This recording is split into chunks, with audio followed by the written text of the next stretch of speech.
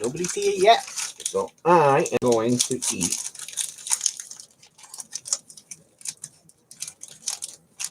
You know you want to go into my lips. Mmm. Mmm. Mmm. Mmm.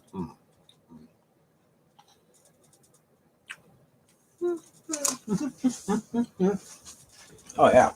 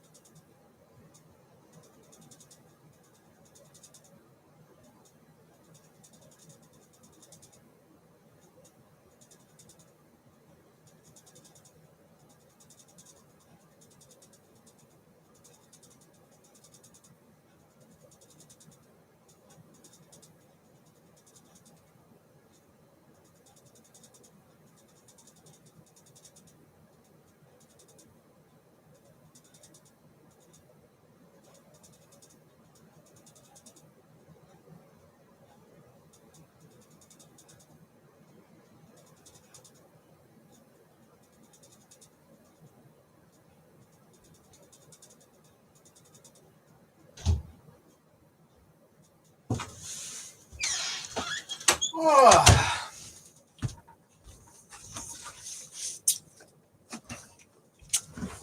Riding that train.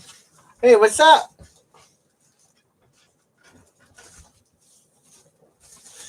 What's going on? What are you doing? You chilling?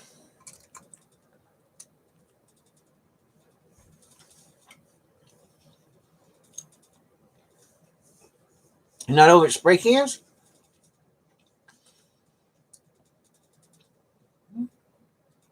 No, you're still be here.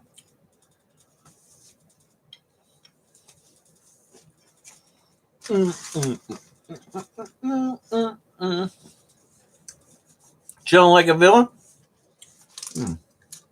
I'm eating Reese's. Mmm. Mmm. Mmm.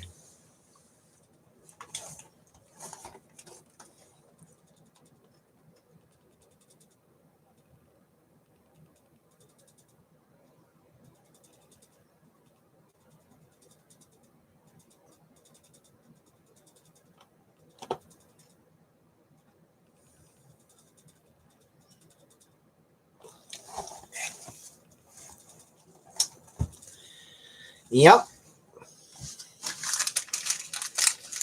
Got them in today. I ordered them. They ain't cheap.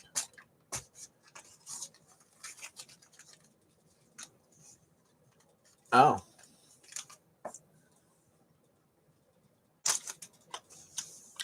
I see Spray Cans having a Happy Valentine's Day sale.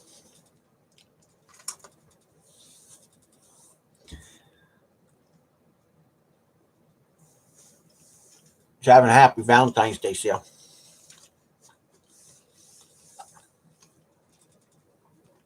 Hey, he's got all kinds of stuff going on his website.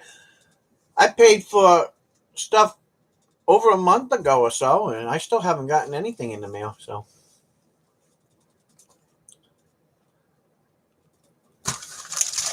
oh,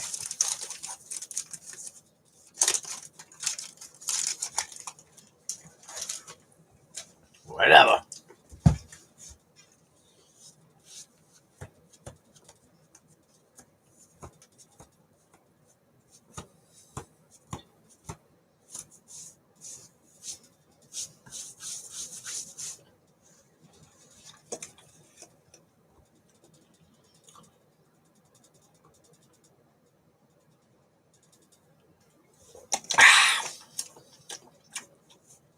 Good.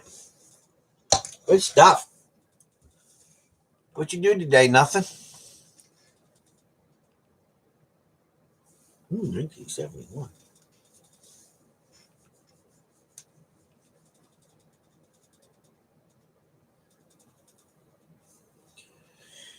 I got my Conica book in today. My new Conica book. Yep. Vitamin water. Rich man water. No. Rich man's water.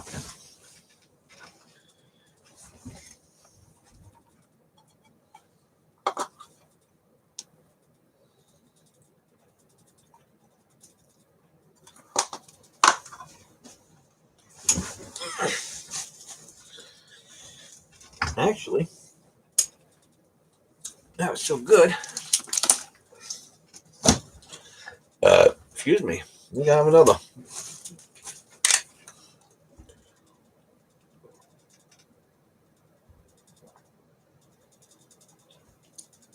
I don't even bother with all that bullshit. That stuff's just getting too old. It really is. It's getting old. They need to just grow up. Cut the crap. You know? They really need to do. They need to grow up and cut the crap. That's what I say. It's just, it gets to be too much after a while. Talking about the same old crap.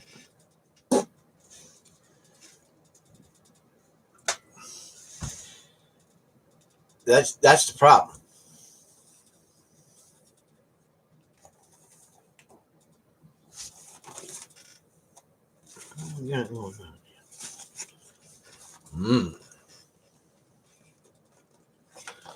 I'm going to open it. Hey, what's up, Asher? How you doing?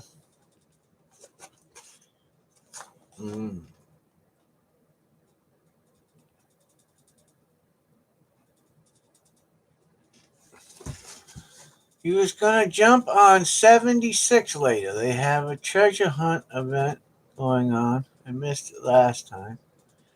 And one of the prizes is a crocodile backpack. Oh, well, there you go. Well, let me stop you. If you're out to get the freebies, go for it.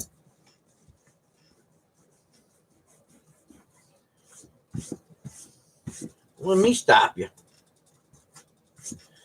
I'm just doing this unboxing is what I'm doing. Because this, I don't think anybody's done this yet. This is brand new. I just got it from the mint. So,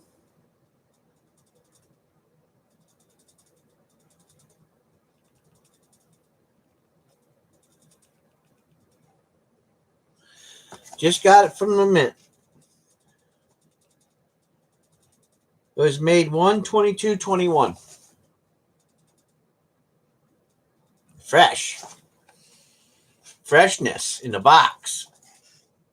And I'm going to open them up. So, I'm going to open them up. So, you got a little pull tab here. See it? Right here. Pull it. And then you open the box up here like this. And then you roll them out, baby. Roll them out. See? P, D, and S.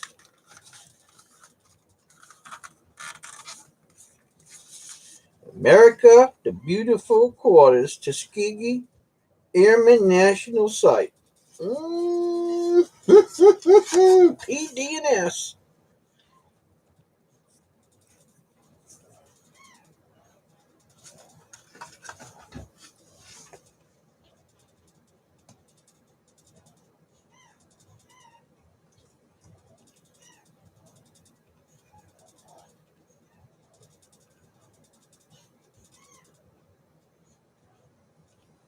Well, my camera ain't working very good.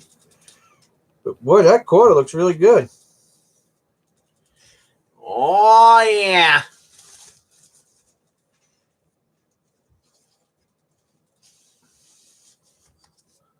You love them? Well, they just came out.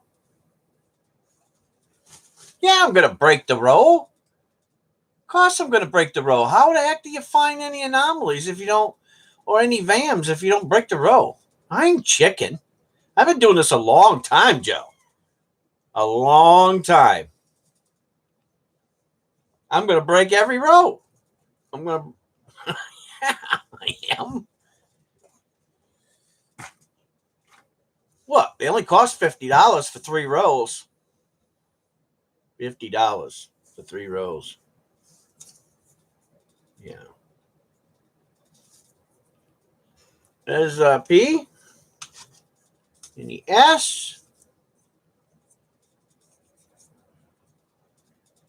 and a D.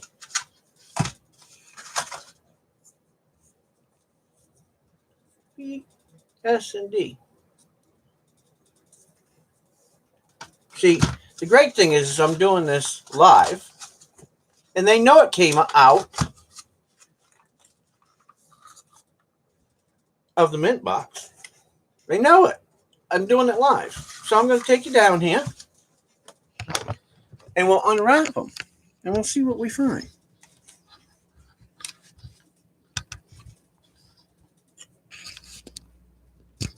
We will see what we find. Let's see. Let's do Philly first. Now. Oh, hey, Joe. What is the number on your address? Because your package came back today. So I need to know the number of your address, your physical number of your address. Are you at like 614, 1219, 314? I need your physical address. They kicked it back. So just give me, not the whole address, just the number.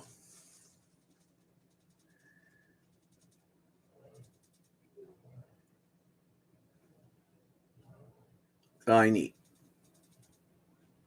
Because it got booted back. Don't ask me why, but it did.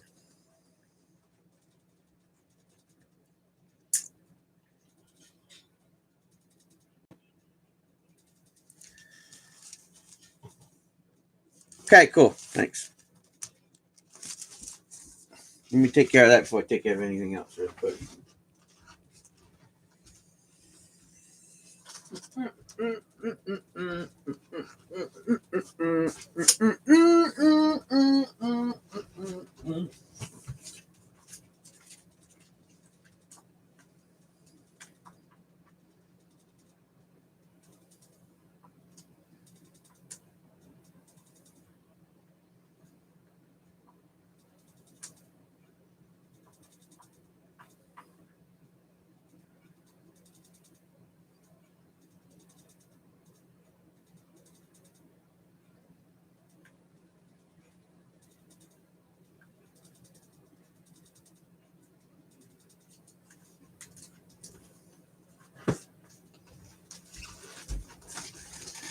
You know, you got to take care of business before pleasure, right? That's what I say.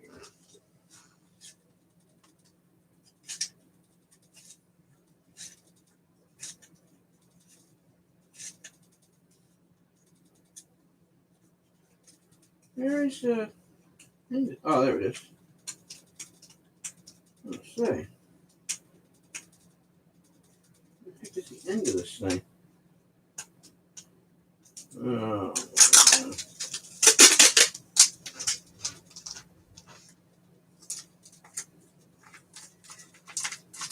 All right. Cool. That's taken care of. All right.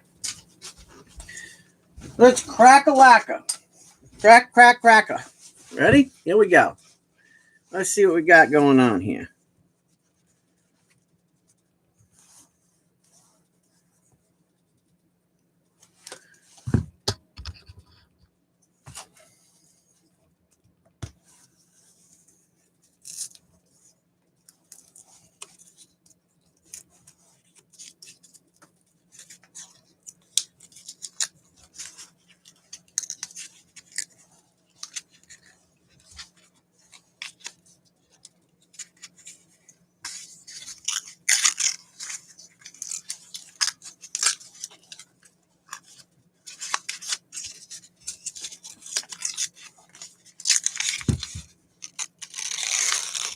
Look at them beauties.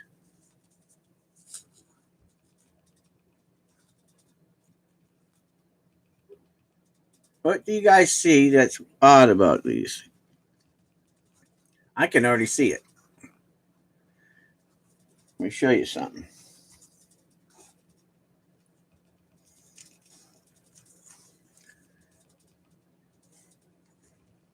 See the color difference in the cup?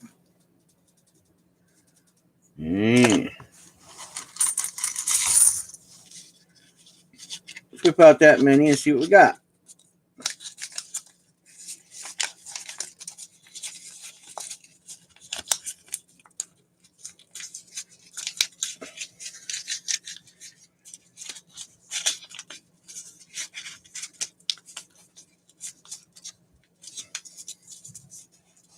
See?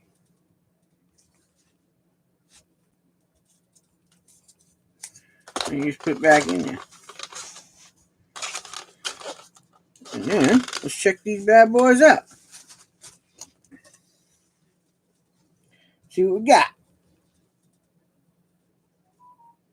See what we got. Somebody's texting me. Nice. Who is it? Who can it be now? Who can it be now? Nobody important. Okay. Here we go. Gloves. Glove me tender, glove me true. Will you glove me, dear? Oh, my gloving Clementine. And I always dear. Glove me tender, glove me true. With all your gloves, go here. Here we go. See what we got.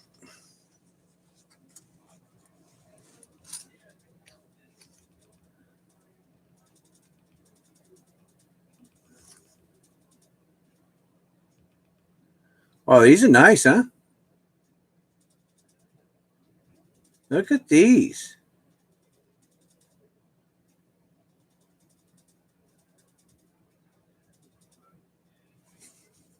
Oh, yeah, these are nice.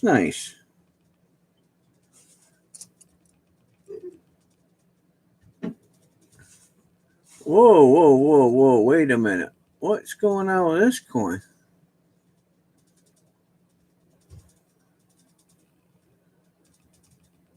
See the rim? Look at the rim. The casting's off. Look at that.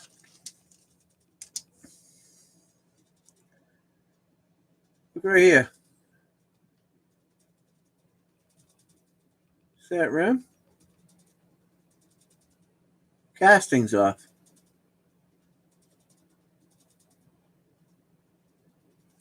What is that? Somebody dropping a bomb? What the hell? Man, brand new thing. Ain't even been out, what? A couple weeks? Let me take a peek. Yeah, I gotta turn the light on. Take a peek at it.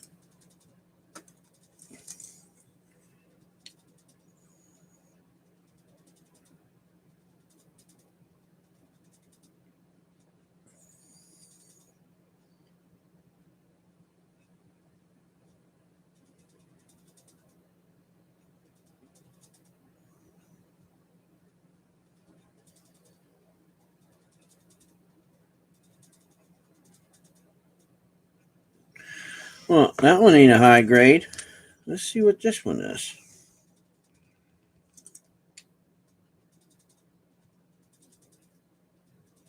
God, they did a terrible job with the wash on these.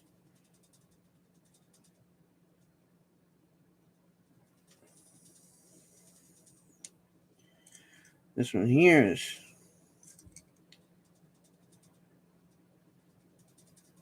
The back looks good. The front looks like crap.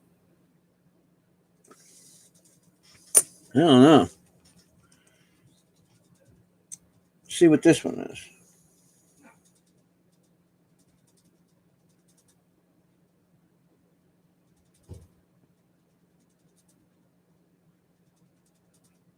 I found a VAM on this one. Check this out.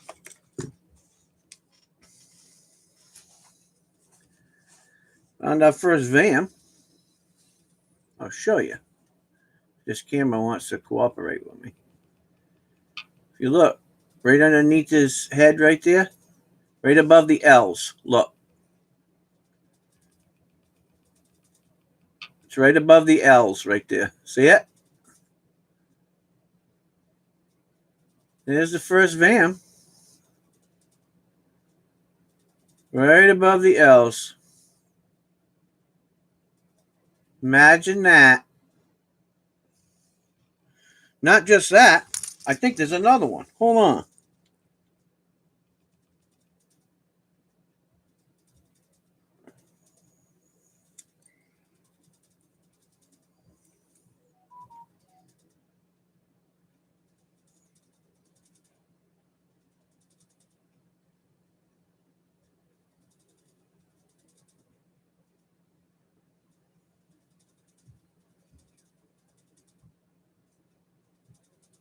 Oh, there's another VAM.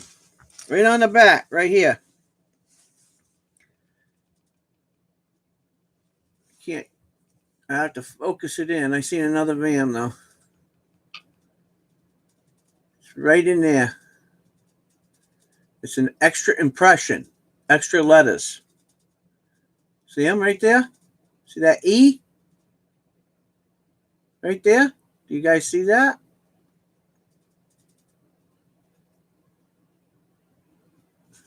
Wow.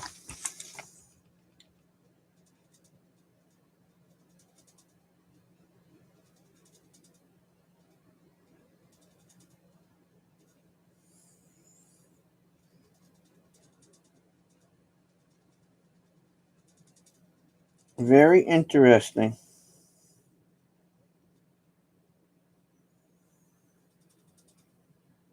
Very interesting.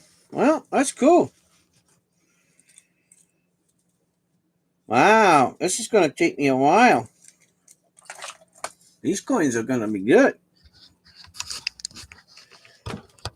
2 coins. I found an error. So when you ask me, I can't scope it with this one, but probably what I'm going to do is go through these and because I got a feeling that these are going to be pretty good.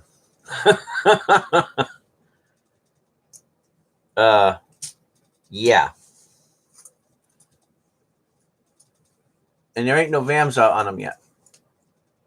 So there's no varieties out on these bad boys yet that I know of. So, and I just found one. So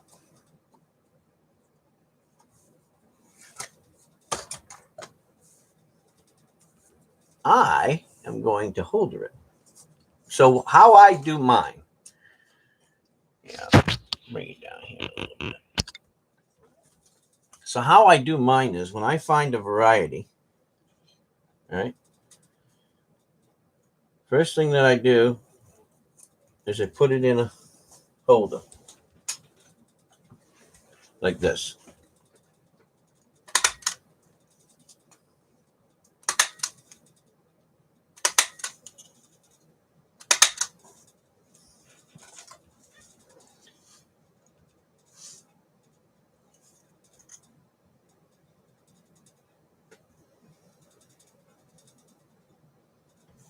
Let me put my other glasses on so I can do this right and not look like a moron.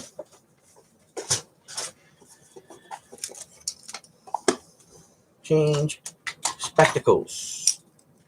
Change spectacles.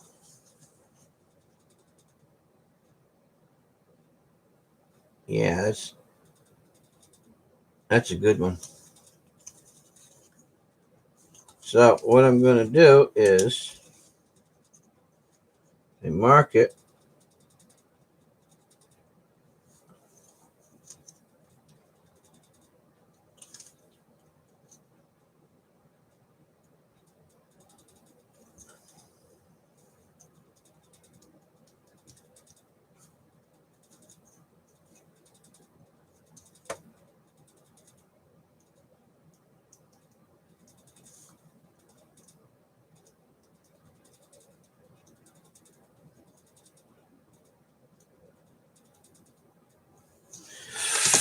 I mark it like this.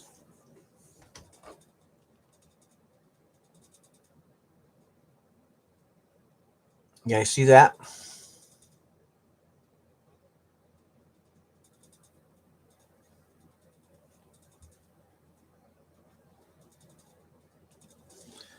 I don't know. This camera doesn't work like the way I want it to.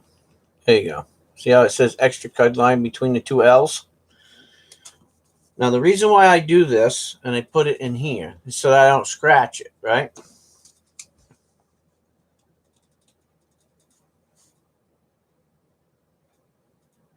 And then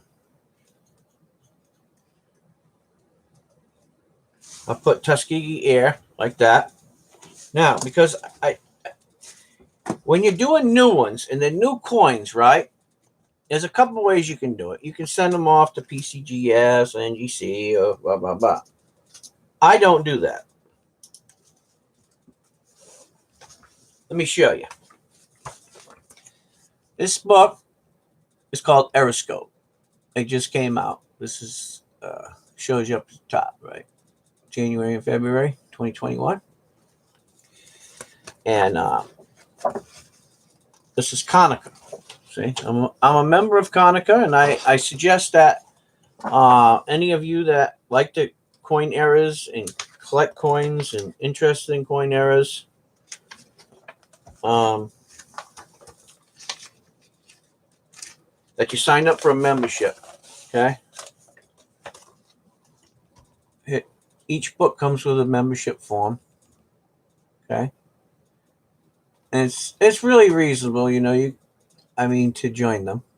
It's like, how much is it? $25, I think. Something like that.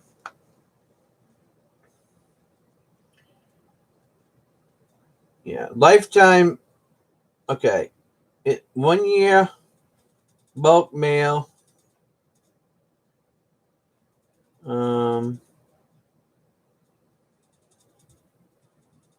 think it's $20. And then if you want a couple people, then it's for bi-monthly. It's $37.50. Life membership under the age of 55 is $7.50. Over the age of 55 is $6.50.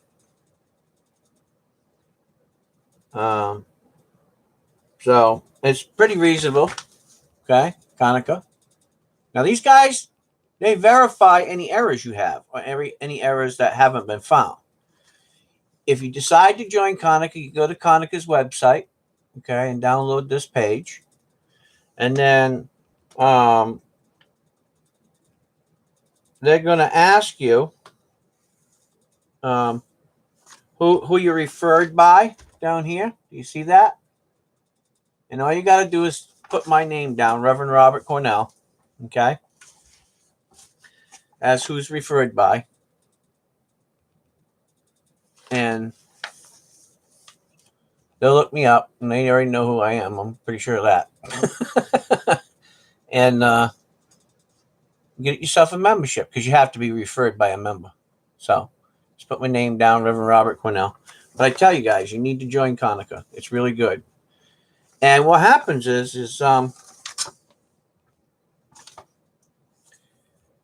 you have different representatives from different states. There's no representative here yet. I haven't contacted them, but I'm thinking about becoming a representative for the state of Rhode Island.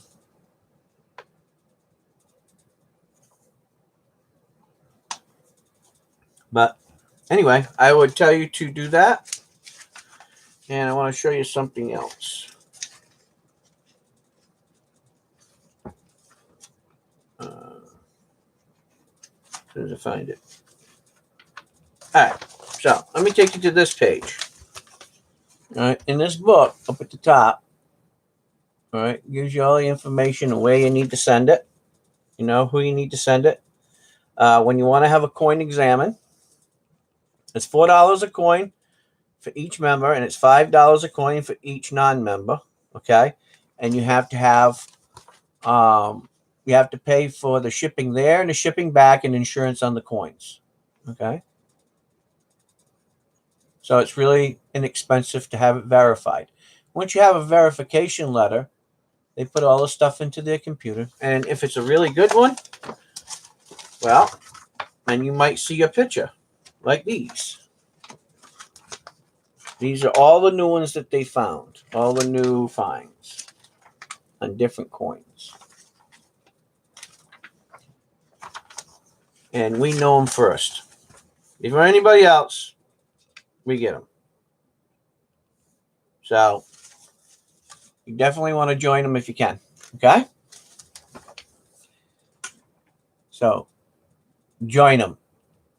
Like I said, just put my name down, Reverend Robert Cornell. I don't get paid no money or anything like that. I just would like to see you guys join them. You guys can get these books. A lot of great information. It's a inexpensive way of having your coins verified when you find something or you think you found something. Okay? Once you get a letter from them, then you can send it to whoever you want to have it graded. So what I do is I mark it down on a coin like this because I understand what this means, right? And then I set it aside. And then once I find enough, then I'll put a big order in and send it to them. Okay? Got it? You got it, kids? Good. All right. So we found one, which is really rare because I didn't even get into it. I didn't get into anything. And I already found one. Right? And the way I mark it, whoever's looking at this would never know unless they watch the video. So, I might get top bop on it. Who knows? I don't know. What I do know is I found it. Right? And the great thing about finding stuff, guys, this is something that I want you to understand. I'm probably not going to show you all of the coins, all the things that I find. But I did find one, and these just came out. I mean, it just came out. So, there's lots of stuff to find. And what I do is I send them off, get the paperwork, send it to ANAC, NGC, PCGS, whoever. Because once you find something, they want it in their catalog, right? And then they grade it, and they grade the VAM. And if there's none out there, you can set your price. Period. You set your price. So $45 for those 3 rolls, that one coin can pay for 10 boxes easy. And that's why you open them up, Texas Joe. And I'm glad that I found one because it proves the point. Plain and simple. Did you learn something from Reverend Bob? In a matter of what? How many minutes? 35 minutes? 35 minutes? I made some money. But any good businessman knows it takes money to make money, right? And if I find a bunch of them, who knows? Maybe I won't send them in. Maybe what I'll do is just sell them off to you guys.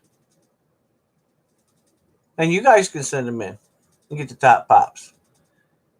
You say, Reverend Bob, why would you do that? Well, that's what family does.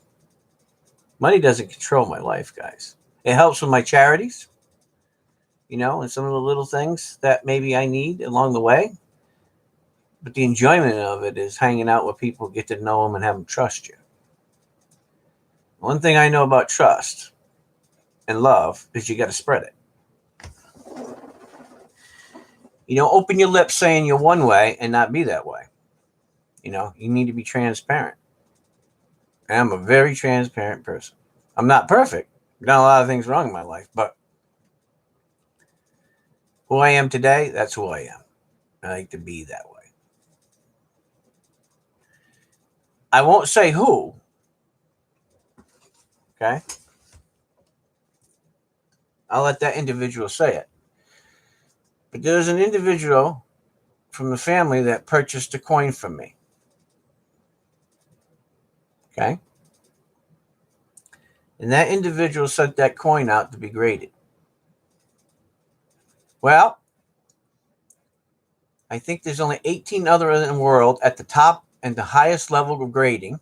And it was a double die reverse. So the coin is worth probably 300 or 400 times what he paid for it from me on my auction. And that's a fact. And that information just came across to me today. So, because he told me. So here you go. Does it happen? Absolutely. If you're not paying attention and you don't buy things, or you're not concerned about a specific coin, then you're never going to reap from the rewards of it. Look, I don't check every coin out, guys. I don't. This is a fact. This is the truth. And you can too. And if I caution you and I tell you, hey, listen up. Listen. I want you to understand something. That means listen and understand it because I got a lot of years doing it. I'm not no professional grader. But I looked at a lot of coins, guys. I mean, millions of them. So, even I miss them. But I collect certain things for certain reasons. Tell you, I'm a penny man and I'm a Morgan guy. And I don't know everything about them. But what I can tell you is, and I haven't submitted it, and I haven't seen anybody else that has them, inside of this bag right here are 2 Morgans. They have 3 VAMs on each one of them.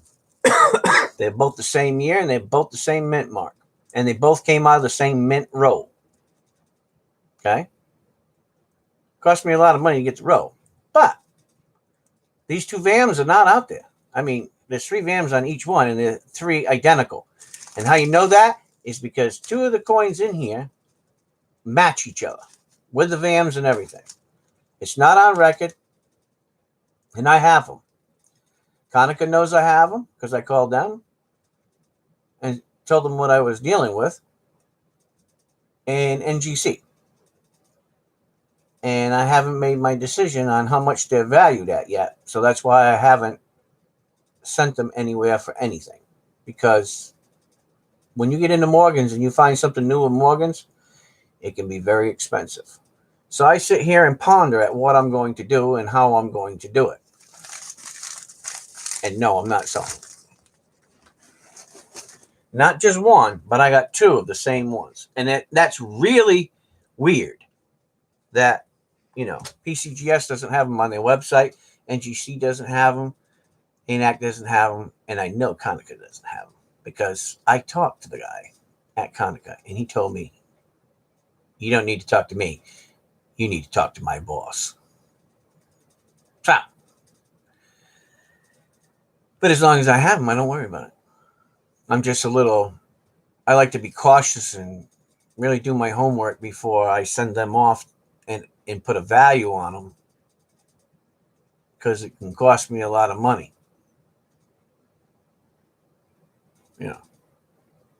When you're dealing with Morgans that are brilliant uncirculated, MS64, MS65, with 3 VAMs on each one that you don't see on any other coins, it's a risky thing, They can bring big money. So I'm blessed, but along with the blessing, there's a burden. And the burden is not knowing what I want to do. It can be overcomplicated and I don't want to approach it the wrong way. Now when it comes to them, because it can get into big money. The question is, I have to see what the market is. I have to see if there's any similar to this. There's a lot of things that go along with it.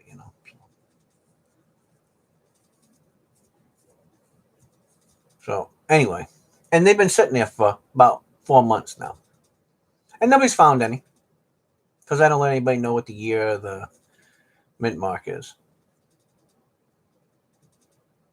So they can search the rest of their life. And the funny thing about it was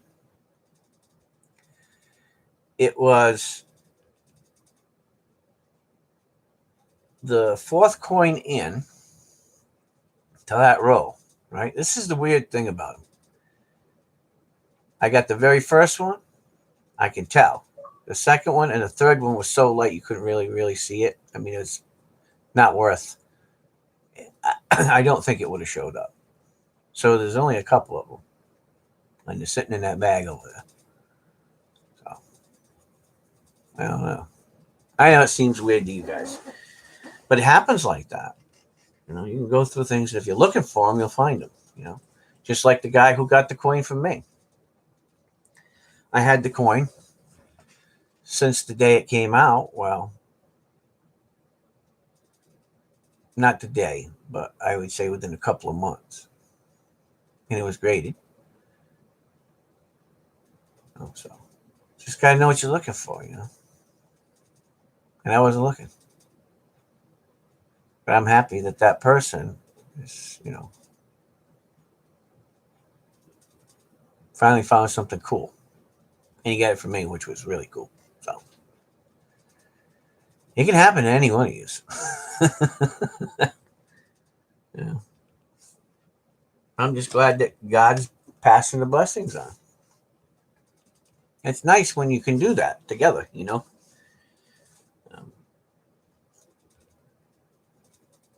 How many more will we get? How many more will we find? I don't know. But all I usually do is I go through a half a row of each one.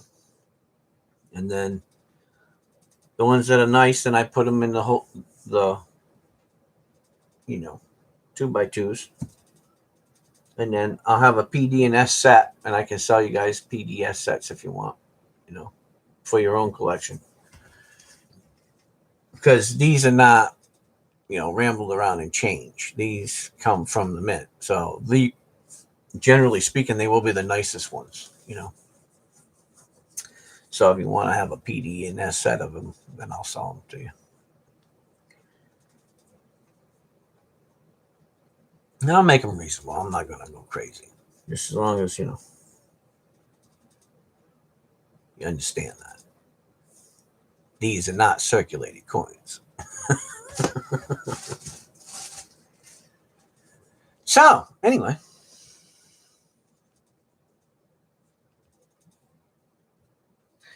Well, life is about learning too. And I appreciate that, Asha. I think the problem with society sometimes is people can easily become me, me, me, me, me, me, me, me, me, right? And then sometimes when people get a lot of money, and I've noticed this being a minister, I mean, they put themselves out there that they got it, but they've never felt the joy in giving and helping and, you know, trying to make other people happy with it. What's the sense of having a bunch of stuff and never sharing it with people, whether it's at a good deal, a good price, or teaching them, or, because if you keep everything to yourself and you always keep it boiled up, what happens is it dies with you. All your knowledge, all your time, all your wealth, it just dies with you. But when, and it doesn't matter whether you have a lot of money or not, when you share and you help and you teach and, you try to spread things around a little bit and do good things as a community, and you say you're a family, what happens? Well, then you learn something, right? And you spread that, and people remember you, right? They remember you for the good things you did, the good deeds that you did, and how you helped them along the way. Because any one of you, no matter what your age is, listening to the little things that, somebody like me who's been doing it only because I like to do it and it's fun, teach you, can help you to be more professional than even I am. And I would hope that you would do that for yourself. I know people that are restricted to their homes because of disabilities and they don't make a whole lot of money. But I know some of them, since they started doing coins, they're doing really well for themselves. 40, 50, $60,000 a year they're making extra now. So they don't need to be on Social Security. They lifted themselves up. They found something they like, and they're actually getting exercise. They're getting out in a wheelchair and going places and looking at coins. And, look, anybody can do it. You just got to invest the time. It is not a hobby for the lazy. I'm going to tell you that, guys, right now. It is not the hobby for the lazy. Because if you're lazy, you just may not make any money. It takes a lot of work, a lot of time.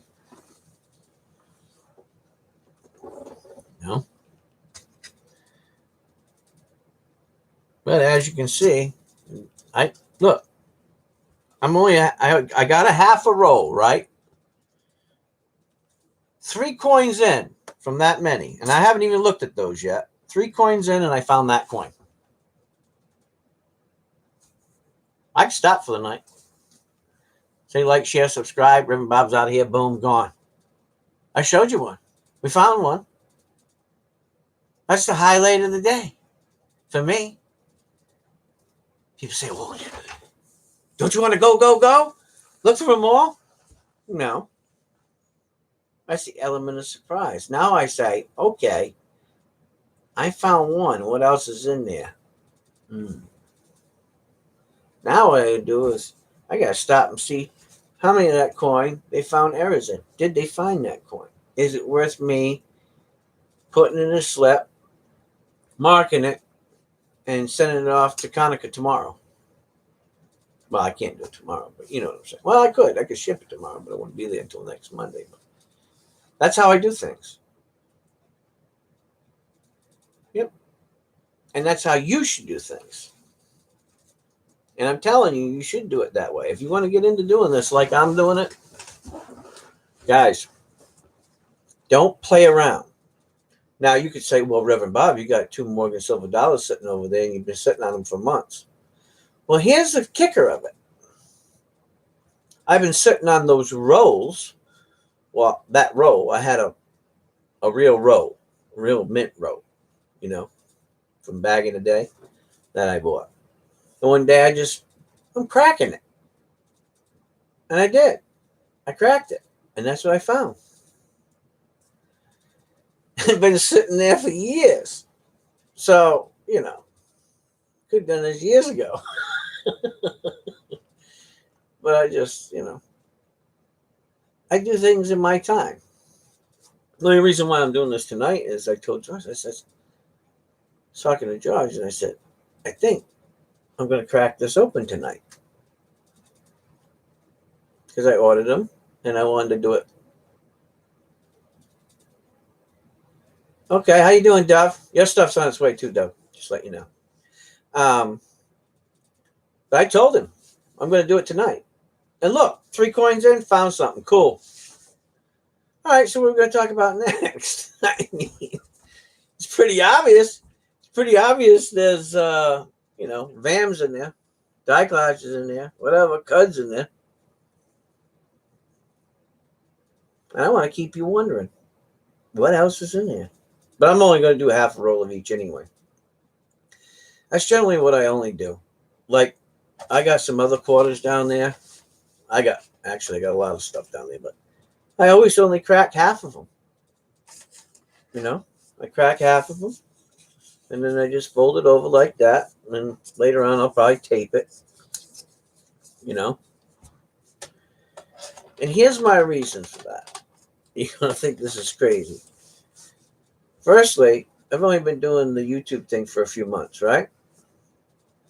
So we don't know what else is coming up for VAMs. Hey, I might miss something, right? By God, I'm not perfect. So we go through half a rolls, find whatever we can find, what nice grades we can get, put some sets together for you guys. I'll figure out and calculate what it would be, with the cost of the 3 rolls and shipping. And then I'll just sell you the sets for that, right? And then if you guys decide that you want to buy one of these that hasn't been sent off yet, as a VAM or a CUD or whatever it is, double die or whatever it may be, then I can auction it to you guys and you guys can do it. And you say, why would you do that? That don't make much sense. When you can send it off and get a high grade and probably make the money. Well, maybe you won't have the opportunity to do that. Maybe you don't have the necessary skills yet to do that. Maybe you're nervous to do that. Maybe you don't, you're not confident. But if you know and you've seen it live on camera that it's there, now you know. You can have your own little bit more because it's something special. Because it's easy, just as easy for you to pull up another, window and check and see how many they found already. Is this something that they found? And when you find it ain't, you're going to bid. And when you bid on it, whatever it is, you get it. I send it to you, and whatever you decide to do with it, you do with it. And then I spread the wealth, right? I spread the knowledge. And you can say he's not greedy. And I don't want you to think that. That's not how families work, see. Families work together. And see, my channel helps me with, my charities, and I'm trying to, believe it or not, I want to get a metalytics machine. And they're expensive. So, by purchasing things from me, if you decide one of these auction nights to help me to purchase a metalytics machine, then I got something too. So, see, it all works together in a family. And what does a metalytics machine do for you? Well, when you buy Morgans or anything silver, right, and I know what the content is, I can put it on that machine and I can verify it. So in your mind, if it's not in the case, you know. So now I know that's verified because I watched it live. He verified the coins live before we even started bidding on them. People don't do that. We should do it. Why not? Maybe to attract more people. Maybe people could be pissed off because we're doing it. I don't know. It doesn't matter to me. That's what I want to do. I just like to bring more honesty and truth to what I'm doing. I could care less if I ever have 1,000 or 2,000. If I do, that'd be great. I'd like it. It'd be wonderful. I could do more giveaways and, maybe give away sets and stuff like that. It would be nice. But I'm not in a rush. I'd rather have good people that come all the time, that love me, care for me, like what I do, love to learn, love to be educated.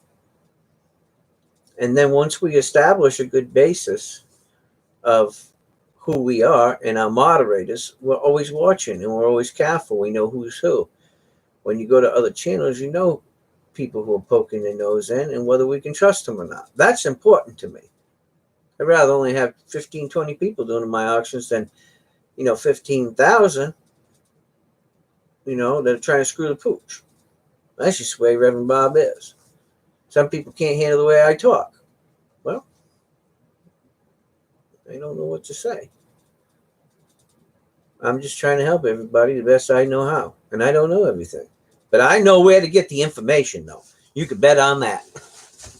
Does Reverend Bob go to PCGS? Yes. Does he go to NGC? Yes. Does he go to ANAC? Yes. Does he go to ICG? Yes. Does he go to Conica? Yes. And you should too. Don't be nervous. Don't be scared. Don't ever second guess yourself. Not when it comes to coins. If you're not sure about a coin, or if look, don't be drinking and getting drunk and getting high and stoned and then go looking at coins, because sometimes you might see things that are not there, and then that's embarrassing. Make sure your mind is clear, that you have, it's set up and what okay, these are quarters, and then you pull it up on PCGS or NGC or whatever, right? Or you get yourself a book. Let me show you something.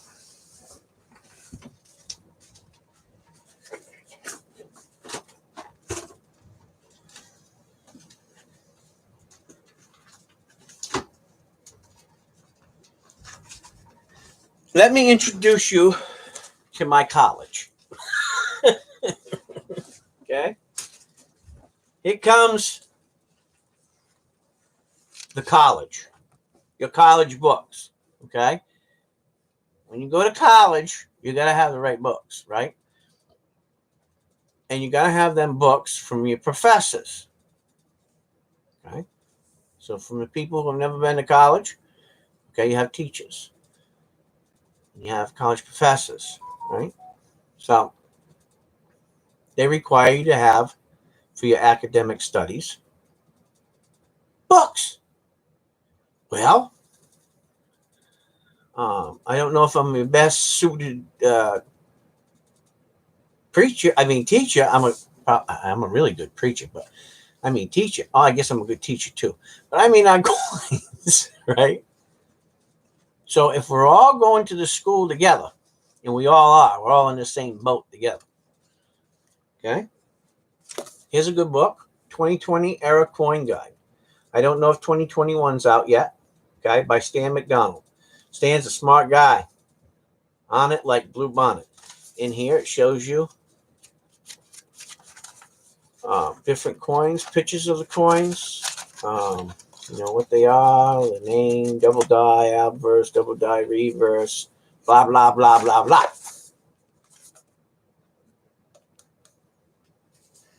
For error coins. Well,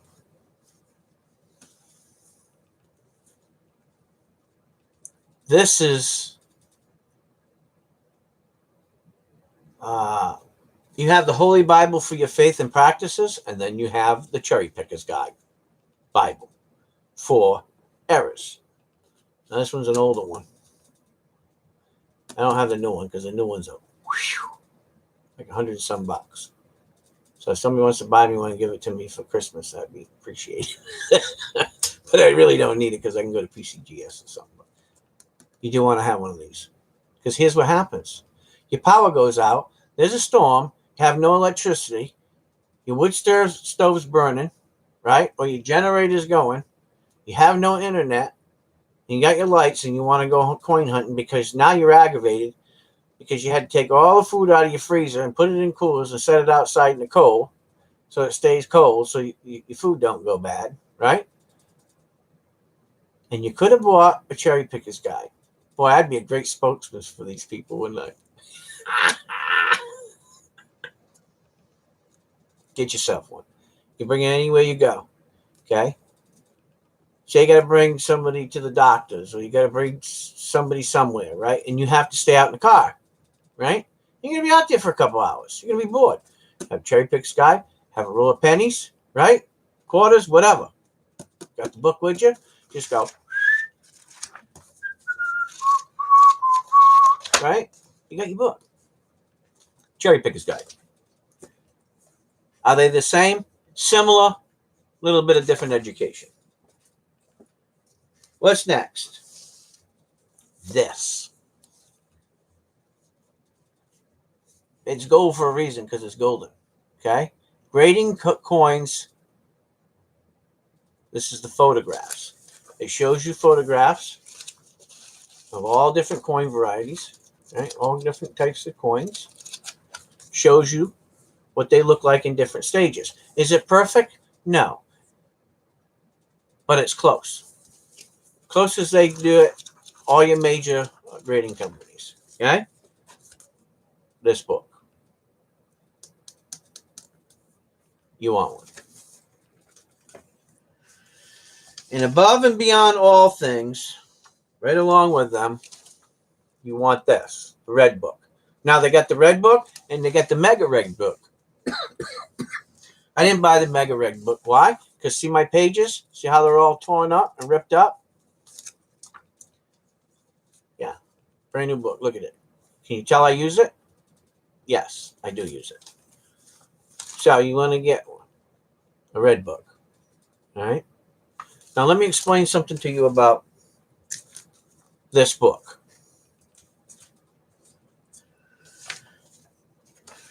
And what is this? This is a page. That is Texas Joe's page of all the dimes that he needs. And it's right in there. And I don't forget. If I tell somebody I'm going to look at something for them, then I do when I come across them. You know, I'll say, oh, yeah, somebody needed, oh, yeah, didn't they need a couple of them pennies? Then I'll go look, and I'll see which one. And then I'll contact them and say, hey, did you ever get those pennies? Or did you ever get those dimes? Or did you ever get those Morgans? No, I got them. And they should pay me a little bit of something for hunting them down and finding them for them. Not to try to, get me on the cheap. Be respectful for me for spending my time doing it. But I'll do it. And I do it. But let me tell you something. Don't think that the prices in this book are the prices that you're going to pay for a coin or what they are worth. There are a few things that change this. Okay? Supply and demand changes it. Okay? This is just a guide. Supply and demand can change it. Okay? Does it have a VAM? This doesn't say anything about VAMs. There's a few in here, but in all of the different years and stuff, VAMs can change it. 1 VAM, 2 VAM, 3 VAM, 4 VAM, 5 VAM, however many VAMs it has. Double die averse, double die reverse, right? Die clashes, all that stuff does not, how you doing, Coin Shield? Does not depict what the price of that coin is going to be. Here's another thing. Is it graded by ICG, ANAC, NGC, PCGS? All that stuff matters too. It really does. So, don't get stuck on the value being this. Okay? When you're a dealer, you have gray sheet, and then you have back, and then you have dealer, and there's all kinds of things that go on with that. And I'm not going to try to cloud your mind with all of that information. That's stuff that when you get on a dealer level, you need to know and be on top of it. But you need to have it as a reference. So you say, okay, Reverend Bob's got, oh yeah, he's got a, what is that? Oh yeah, he's got an 1892 New Orleans. I wonder what mint state that is. Hey, Reverend Bob, what do you think that is? I said, it might be an MS62, MS63. I don't know. Somewhere around there. And then you can kind of go in the book and say, okay. And I'll do this for you right now, so you kind of get what I do. You say, okay, so that's an 1892 O, right? And it's a mint state 63, or it could be a mint somewhere between. So when you look down in here, you see, okay, well, there's only 2,744,000 of those coins made. And if it's between a mint state 60 and a mint state 63, then it's between $275 and $400. Right? But what if I bring you the same coin and I say, oh, you know what? It's probably somewhere between fine and extra fine. Well, then you're going to get into, somewhere around $35, $40. And there could be a VAM in there. It could have, great eye appeal and push the grade. So, you could be $60, $70, $80. And then it depends on the market and how the market's rolling. And this year, you better know it. I guarantee you that Morgan dollars are going to be pushed. All of them. So, you don't get on it. I don't want to hear no crying later, because I warned you. I warned you. So when you have them and you have the chance to get them, and, it doesn't matter what grade they are, get them. Start yourself a collection. Morgans and pennies, whatever you can afford. Let me say hi to Jack. Hi, Jack. If I missed you. Okay. I've been talking and not paying attention to chat. Sorry. But this is the basis of what you need to go off of, guys, what I'm telling you. And I'm going to reiterate this a lot. And I'm going to say this over and over and over again until it's the second hand to you. And then one day you'll realize when it comes natural to you, what you do and how you go to things and how you research things. So when Reverend Bob pulls up a Morgan, and I say, okay, starting bid $50, right?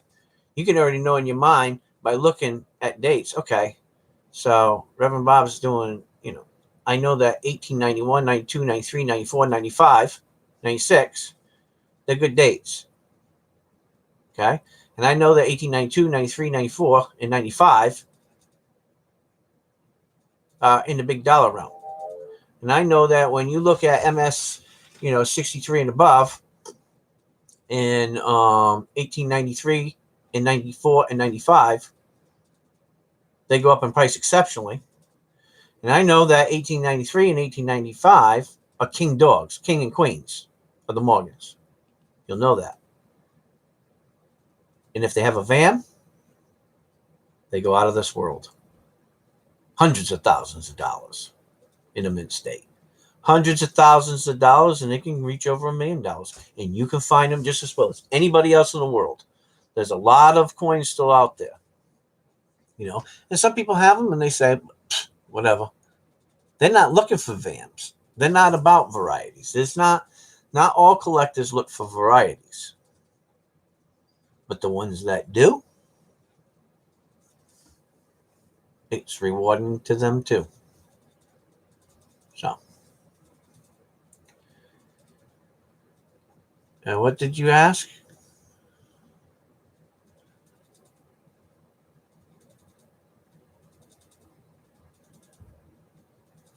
Yeah, you can do that. You can check your local coin shop, see if they have one. Last year's. Look, there ain't much. Well, sometimes it can be. Cherry Picker's Guide. These suckers can get expensive. This is a few years old. I don't know which one this one is. This is the 4th edition. So, but this, it's not as big and whatever, but it has all the stuff that came out in 2020. Or most of it. I'm sure it doesn't have all of it, but these 4 books, really important, guys. Really.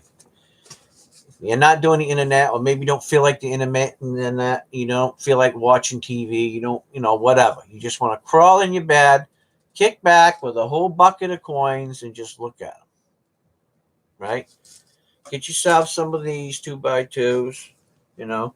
Get yourself a stapler and a pen, and sit there and just chill. Listen to some nice music, some country music, or some nice classical music, maybe some jazz, whatever. Now, when you want to get busy, you got to play some rock, dirty, dirty rock, like Metallica or uh, Seven Dust or Three Doors Down or Five Finger Death Punch, and just get with them. And just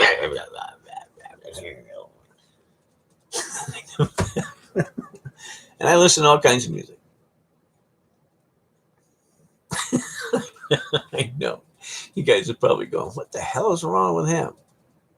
Well, I ate 2 peanut butter cups. All right, so there. I don't want to hear it.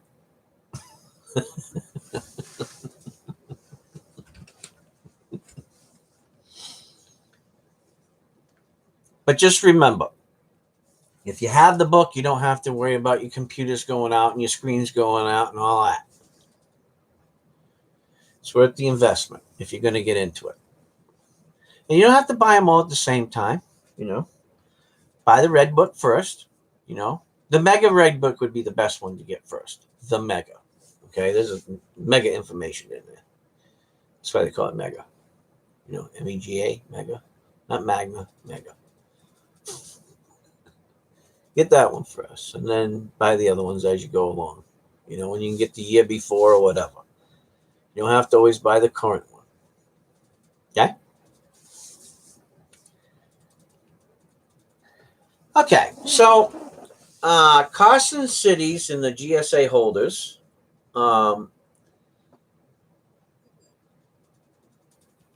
Look, right now I can buy for about $800 and some dollars 2 Carson City silver dollars from the 1890s. Paying temperature, yeah. But nobody knows what they are. 2 of them. That's a scary chance because you don't know what's in the box, But they are in the original mint box. So the problem is, if they're out of the mint box, did somebody open the holder? You following what I'm saying to you? So if they opened the holder and they replaced one Carson City with another and gave you a lower grade, are you understanding where I'm coming from with this?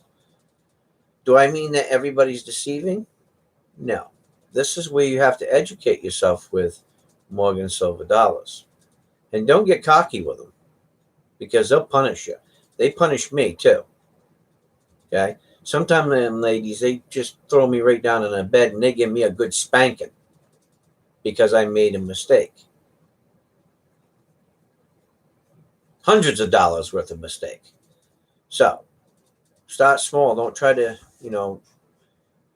run with the middle dogs. I'm not saying the big dogs. I'll say I'm a middle dog, lower the middle dog. There's a few coins that I got that are worth some bucks, but, I found them on my own. But so when you're buying GSAs, be careful. You better know. And if you don't know and you're not sure, you need to make sure that the best photos that you can give of that GSA holder, go to somebody and have them look at it. Or you send the coin to them and have them look at it, If you're not interested in having it graded, that is. You know what I mean? If you buy it before you decide to grade it. Now, you can get them graded in the GSA holders. You guys do know that, right? Yes, you can. Just like mint sets. You can get mint sets graded too. Anything that they can see, they can grade it. Like all of my plastic ones that I got up there, all the new ones, I can send them off. I can have them all graded. And they don't never have to be taken out of the package. they'll seal them and they'll give you a special grade on them. Which each coin is, individual coin grade. They will do it. So, yep, you can have them graded in the GSA holders. Matter of fact, say you decided to go somewhere on the internet and you bought a box. And in that box was Carson City. All right. Or any mint mark. It could be San Francisco or, New Orleans or whatever, right? You can mark down on the box what it is, and what happens is you don't know what year it is, but you can call them ahead of time and say, hey, I don't want to open this box because, I don't, I want it to be special. And you can call them ahead of time and see what they'll do for you too. Or you can just open the box and look at it and see what you got. Now, here's the next question. Well, Reverend Bob, how do you know if somebody opened that box or not? Took the coin out of the holder, changed the coin, put it back in there, and sealed the box back up. Well, years of studying cardboard boxes too. So, it's almost impossible to take a knife. I mean, you'd have to be really skilled, right? And cut the box open. Let me show you what I'm talking about.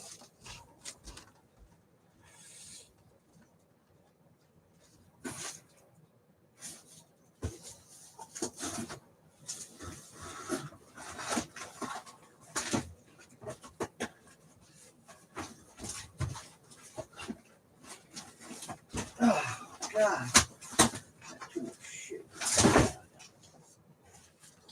So, let's say, for instance, this is a GSA box. So, it folds a specific way. Right? Now, when you study the boxes, right? When you study the box, you know that there's certain points that they glue them at, right? You know it's a certain way that they fold and a certain way that they lock, right? It's a certain way that they lock down. Okay? And if you look at a GSA box, that's the way they're done. Okay? If you see edges torn up or you see ripples in it where it wasn't sitting flat, right? If it just looks very odd to you when you're looking at it, 9 times out of 10, somebody's probably been in it. Another thing, when boxes are stored for long periods of time in a warehouse or somewhere, right? When you set boxes on top of each other, like this, or they'll be offset or something, or a little edge will stick out, what happens is you're going to get a spot on it, right? So you'll have, some of it will be light and some of it will be dark, all right? Because it'll do that over time. Because even the littlest bit of light will help darken the edges, right?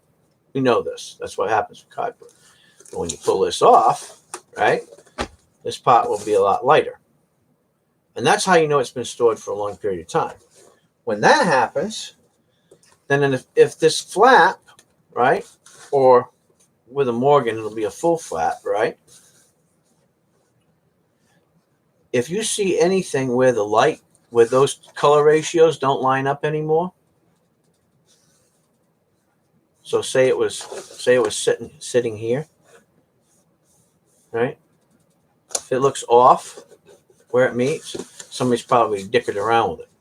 So those are the ways that you can check to see if the box has been messed with. Now, if it looks okay, and you're trying to get this apart and it doesn't have that sticky pull to it, like this, that stickiness, doesn't have that certain sticky pull to it, and it looks like super glue or something, or some silicone that people use to fill holes in their houses or whatever, seal caps, then you know it's been messed with. Those are the things that you look when you're getting to the big level, and you're buying $3, $4, $5, $600 coins, $5,000 coins, whatever, $10,000 coins. You're not going to know that really. I mean, with the Carson Cities, it's a gamble. Most of them, you know, probably 1890 through 1895, or 1994 Carson Cities. You're probably going to find a lot of those. Very unlikely that you're going to find a lot of the lower ones, but it's possible, you know. But when you're spending that kind of money, inspect the box if it's unopened. Now, with a GSA, which I have none, I sold them all, right? I had a lot of them at one time. Well, I told you guys I sold my collection 15 years ago. Anyway, with GSA holders, you have to inspect the edges. If they've been out of the box and they've been looked at, you got to look to see if they've been tampered. If any knife edges are there, you know, I mean, if there's a run from plastic, because even you can use plastic on plastic or wood on plastic, it doesn't matter. You'll see trace marks where somebody opened that case. Because when the GSA did it, right, it was done with skill. Okay, it was done with gloves. They did it right, and there's none of that. So any kind of scratch marks around the outer edges, look at it, film it, look at it. When you're paying big dollars for something, you need to be anal retentive with it. Don't miss the steps. Look around the whole case. See if it looks like it's been pried, and if it has, then you contact them and said, "Hey, I'm looking at this box right now, and I've been filming it since I got it. This has been opened by somebody, and you know, I'm not going to accept this. I'm going to send it back and send it back. Because why do you want to buy something and spend money for something? So you could buy it somewhere, right? And it looks great. And then when you get it, you know, say, oh, it doesn't look right. You know, pictures don't look right because every coin is different, guys. Now some of them may have, you know, similar VAMs or whatever, but every coin is different. Those two coins over there, right? They have the same VAMs and the same spots, but they're both done differently. I mean, they're the same VAMs, but one is lighter than the other. So in the same respects, every coin is going to be differently. So you need to really pay attention to that, right? And I might look at a coin and I might say, okay, well, you know, that's a fine or very fine, right? You might say, oh, that's a very good. Why? Well, the eye appeal doesn't appeal to you, right? So, you know, be careful when you're getting into that stuff. I mean, I don't know if you guys' intentions are to collect on that level. Dimes are the same thing, right? Do they have full bands? Are they partial bands? Do you have a full torch, right? Are the lines in the flame at the top of the torch present, right? Is the rim perfect?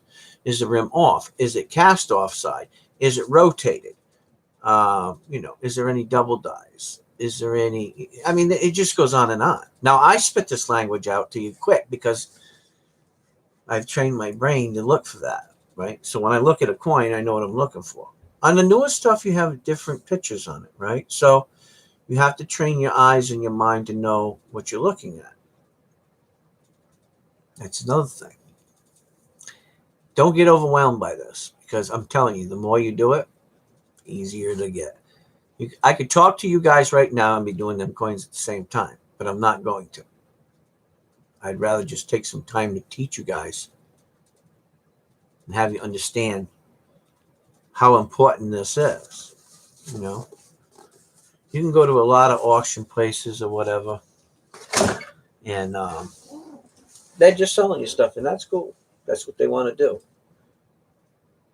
But me, on the other hand, you know, I'll buy because I feel bad for them, or you know, I'm just trying to help them out.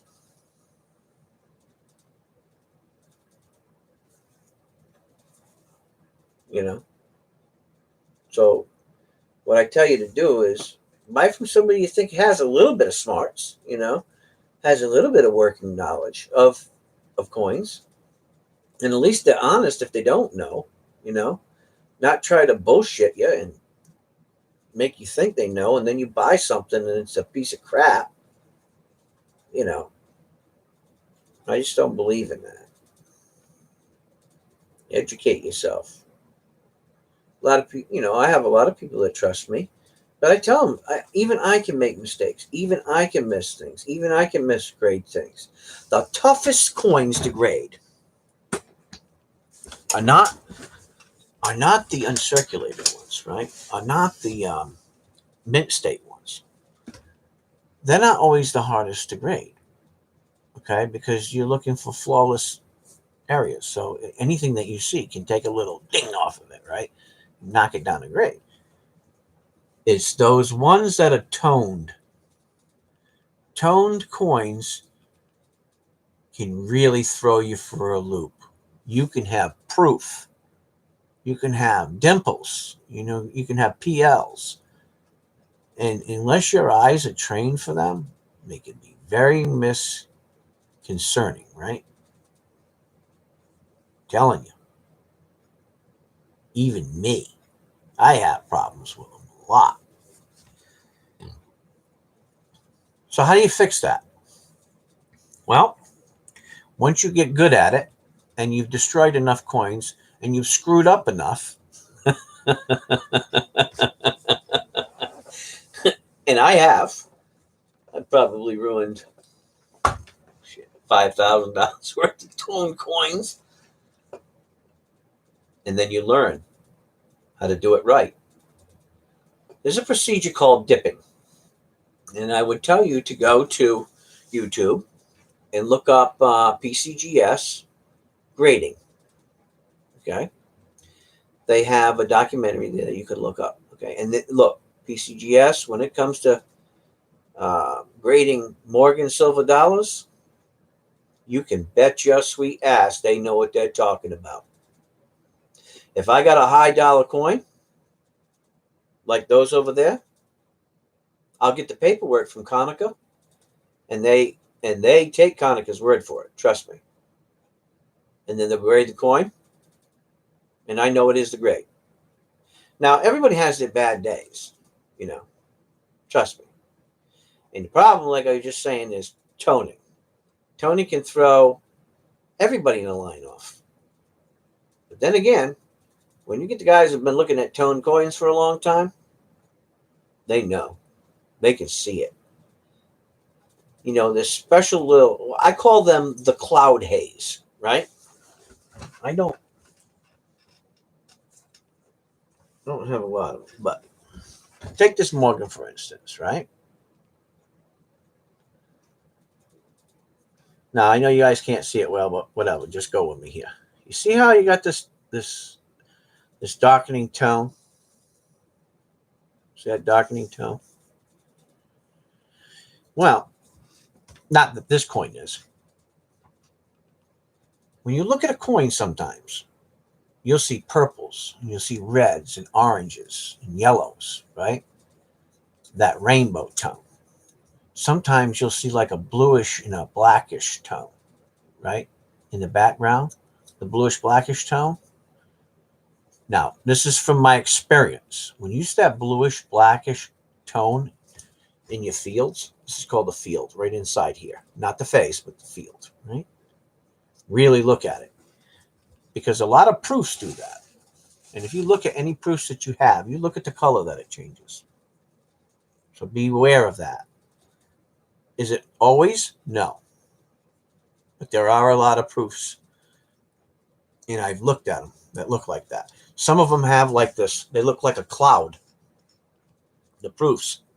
And I think what it is a mirror image of the mirror, like, the proof-like image, or that dimple, deep proof-like image. Can give it like a rippling look. Yeah. So be aware of that. Is it always the case? No. But a lot of the ones that I've seen look like that. So, and that's on all coins. I'm talking like, your half dollars, like your 1850s, 1860s, seated half dollars with arrows, without arrows, with rays, without rays. There was a few of them that were proof. I don't think above 63 or something. I can't remember. I'm not a half dollar studier, but um, be aware of that. That that color can throw you off, and the darker they get, the harder it gets. I mean, it's like a shit show. I had a coin one time that I bought, and I paid $60 for it. It was ugly. Well, just dark, real dark, dark, dark, right? And because the guy, I was looking at it, he goes, "Oh, you want that?" And it was, I want to say it was an 1892 or 1893 or something. It was an expensive coin, I mean, any other, if it was in, perfect mint state, then, you'd probably pay, a few $100s for it. He says, "You want that?" I said, "Yeah." He says, "Give me $60." I said, "Okay." It's a Morgan. It's worth $60 to me. All Morgans are worth $60, as far as I'm concerned. I mean, unless they're absolutely trash, then, $40, $50, whatever, right? So I took it home and I started looking at it. I said, "Geez, man, there's something about this damn coin." And it was bothering me, right? And I kept looking at it, looking at it. I'm underneath the scope, and I'm looking at it, I'm looking at it. I'm like, man, there's something to this coin. So I sent it off to ANAC, right? ANACS, right? ANACS. I call me ANAC. I don't know why, but always have. Why change now, right? So I sent it off to ANAC, and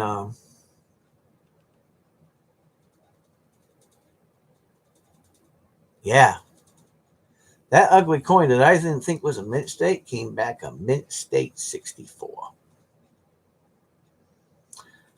I mean, the reeded edge looked great. Everything looked great about it. Didn't look like it was beat up or anything, you know? And I went, oh, my $60 coin just made me a lot of money. In 2 phone calls, I had it sold. Just like that. Gone. I said, we don't care. I said, "You sure?" "Yep, we're going to dip it as soon as it gets here. It's done." I said, "Okay." That fast. That's how Morgan people are. Morgan people do not screw around. Not everybody's a Morgan collector, but there are a lot of us. And when we see something or we know something and we know how to clean it or how to dip it or whatever, the proper procedures and breaking it up, because a lot of Morgan collectors, you got 3 sections of Morgan collectors, right? You got the Morgan collectors that just like the bright and shiniest and frosties and bright fields and then you got the guys like me. I'm somewhere in the middle. I like them both. I like the ugliest bastard of bitches in the world, right? I'm just going to call it like that because, man, they can ruin your life sometimes. I like them somewhere in between where I can play and challenge myself, right? I like the mint states and I like the lower grades. Because let me tell you something. There's some low grades out there that could be a G, right? Just good, right? Or about good. And they're Carson cities and they got something special on them and they can still bring good money. So don't play fool with the lower grade coins because some of them can still bring you money. So I know that and I try to reason with myself. I say, okay, when you start a collection, what can you afford? And then you say to yourself, okay, how much can I afford a month? Because everybody's different. Some people can afford $100 a month. Some people can afford $200 a month, right? And I tell people, if you can afford for your savings, for your investment, to put a couple $100 a month away, then you say, okay, what do I like to collect? Oh, I like to collect Morgans. I like to collect pennies. I like to collect dimes. And then you say, okay, how much am I going to set? Okay, so I'll put $100 away towards a Morgan. And if I only spend 60, then I can take 40 of that and I might buy myself a $50, really nice $50, right? And then they take the other $100 and I cut it up into different blocks. No matter what the money is that you spend, whether it's $100 or 200 or 50 or whatever, figure out what you want. If it's only 50, then you say, okay, what if I can get a Morgan this month for $50? I need these dates. You have your dates out in front of you. Reverend Bob's going to be on a Sunday, or whoever it is, and you say, okay, oh, look at that. Oh, nice. He's got an 1896. I need one of those. And starting bid's $50. Maybe I can get it for under $60 or something like that. And then you get it. Now you got that filled. And then you save. And then you might say, oh, God, I got to get one of them nasty ones. Now I got to get an 1893S. You better hunker down because you're about to come to the twilight zone. And you got to go at the low grades. Oh, yeah. Hey, what's up, Jonathan? Yeah. Now they're going to put a hurt into you because I got coins that I need for my collection now, guys. I should have never sold. Look, I had to sell my collection, but I should have never because I see the prices of them today and I want to just puke. Oh, yeah. But that's what you do. You just get yourself how much money that you can afford. And if some of them cost you a little bit more, like they might cost you 100 or 200 or 300, then you save up. If it takes you 6 months, and I'm telling you, this is how you got to do it in mornings. You save up. And then once you have that money, then you whisper in Reverend Bob's ear and you say, hey, I need this coin. Will you please look for it for me? Because I know that you're not going to get me a hunk of turd. And you're going to get me the best quality coin for that price. Say, whatever. I'll say, okay. Just kick, that's what you do. When you take care of people like me, I'll take care of you. But don't always expect me to just go doing stuff free for everybody because, nobody does anything for free. But take care of me. When I have an auction, take care of me, Even if you don't need it, buy it. I'm just joking with you. But, we take care of each other. And that's a part of the, when dealers deal with each other, that's what they do too. They take care of one another. Because you screw another dealer, right? And there's going to come that time that you're going, oh, God, man, Lord, I need, these pennies right now. And I know the guy that has them. And, I treated him like dog crap. So I know he's not going to do good business with me. He might do business with me, but I'm not going to get a deal from him. So he's going to do full pops on me. And he's probably going to flip me the bird. And it does happen. So, take care of one another. They take care of you. Especially when you're getting into Morgans and you're getting into pennies. Yeah. Oh, yeah. People ask me all the time, well, all right, Reverend Bob, can you get a 1909 SVDB? Yep, I can. Right now. But are you willing to pay the price? That's the question. You can too. But here's the problem with when you get into these coins. It's not just the purchasing price. Are they real? When you get into 1909 SVDBs, right? They're beautiful. And I had one and I sold it to a guy because he needed it to complete his collection. And he didn't trust to buy it anywhere else. And Heritage Auction was a little too expensive for him. So he just asked me if I would. And I said, yeah.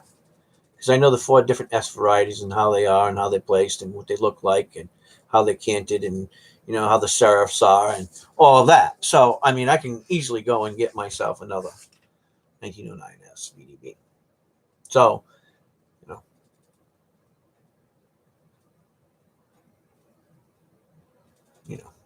there's Morgans.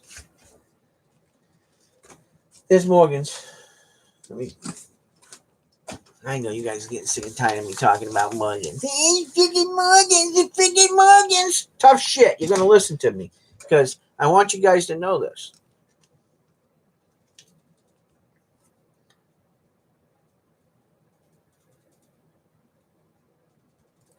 I am working on trying to get some 1893s,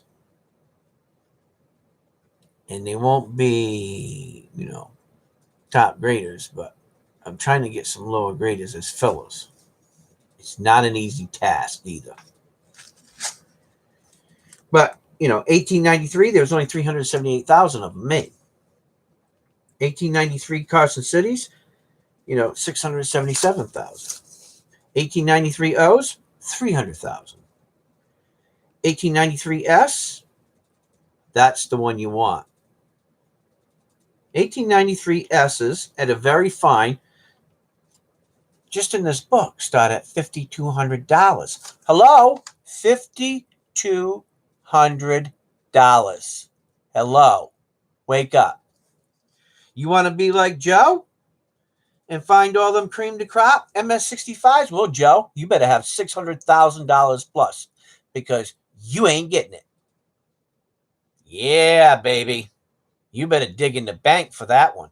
Mortgage the house, mortgage the next door neighbor's house, get rid of the car, sell the dog, sell all the wife's high heels. You think I'm kidding you? Well, there it is, right there. See it? Right there.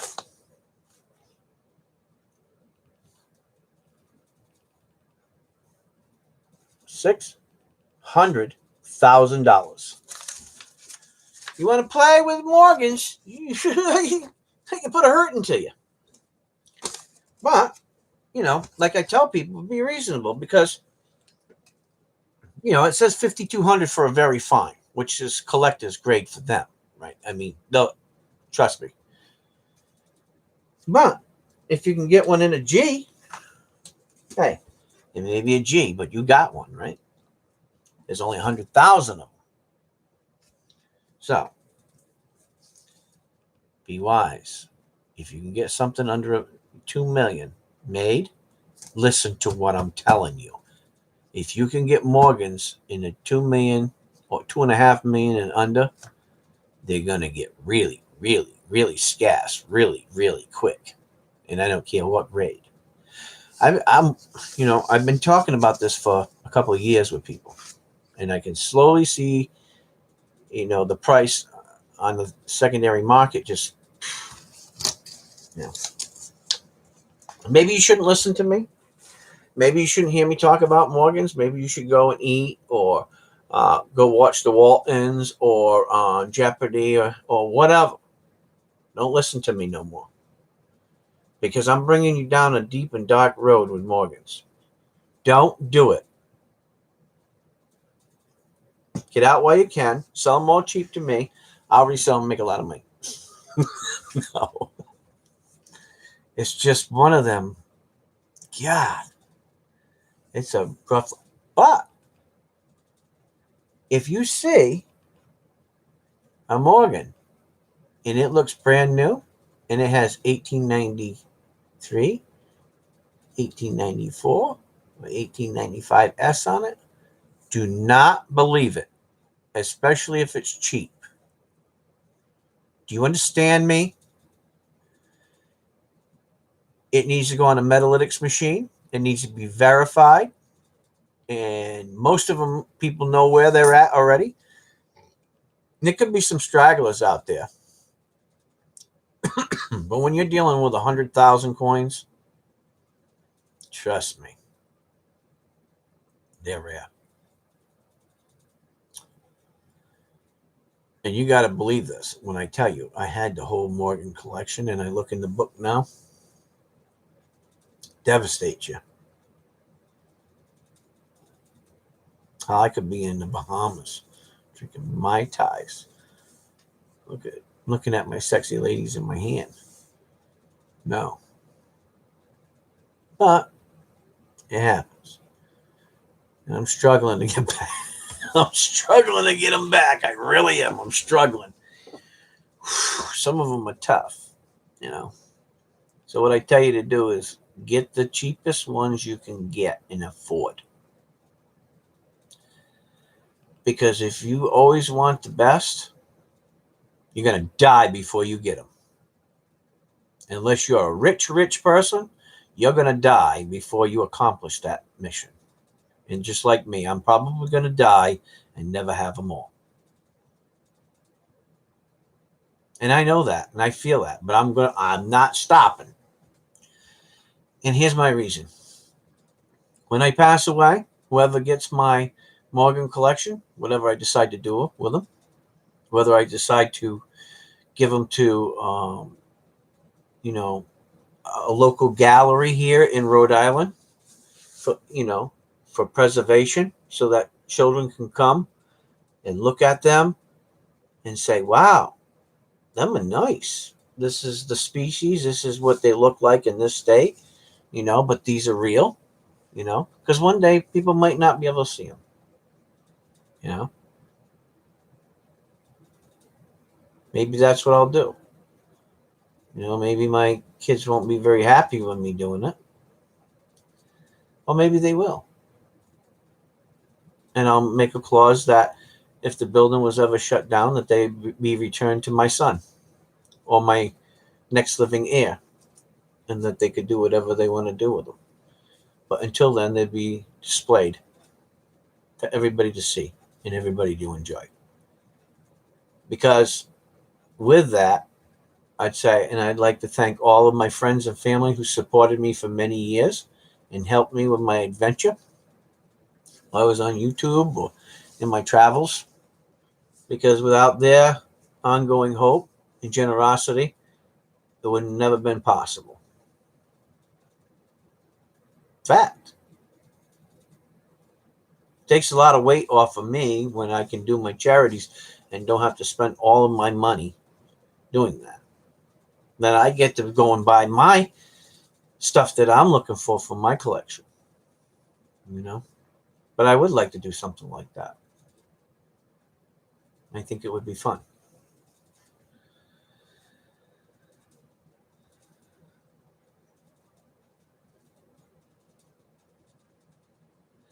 Yeah. My spirit will be with my Morgans, probably. You know, look, I collect them because I really like them. And this is one of the very first coins I ever had as a child. So, that and pennies. So, growing up poor and not having a whole lot, and never being afforded the opportunity to have some of the nicer things in life, and having to work my ass off my whole life to get to where I'm at, and then, being disabled um, really plays its toll on me. I put a good mask on for you guys, but, I tolerate a lot of pain for many hours, and I try not to think about it and bitch about it and moan and groan and cry and, put on a drama scene. But I'm in pain all the time. I just try not to think about it. It's going to hurt. You know, I take medication, it takes the edge off, but the pain's still there. But coin collecting, helps me to get through it. It really does. You know, I could easily be, run my own construction business and been doing it already and making all kinds of money. But my body doesn't allow me to do it. So I had to change gears. And here's another thing. And then I'll get off the Morgan thing. I don't want to, but I'm going to.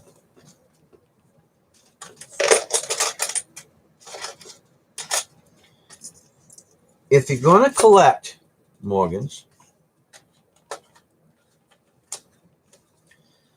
I want you to take an evening, get yourself a candle, a nice dinner.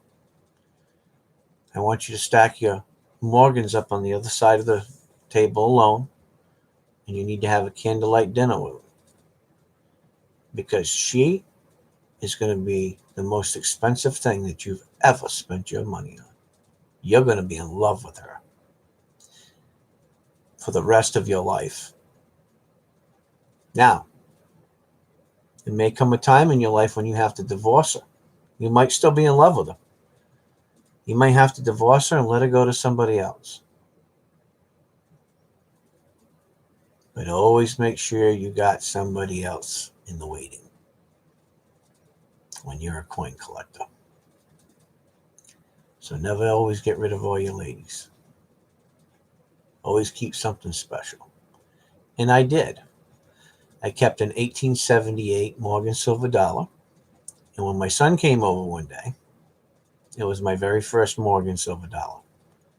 And I gave it to him. Now, he doesn't understand the solemnity of that and what that coin means to me.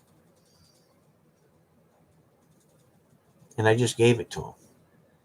But I think slowly but surely he's starting to pick up on where his old man is in his mind. Because he's pretty sharp. And I gave it to him. Because it was given to me by my grandfather. So, sometimes you got to give what you love most and what you appreciate most to somebody else so that they can find the attraction in it themselves. So they can find the love of whatever that is. And I'm very compassionate about it. And I just thought it was the right time to give my son. And I handed it to him like this. As a Morgan silver dollar. Not in no case, not in no plastic, not in no sleeve. I handed it to him because I carried it with me. Through the darkest times, I had that Morgan silver dollar with me. That's where it gets serious. That's where the collecting gets serious. In here.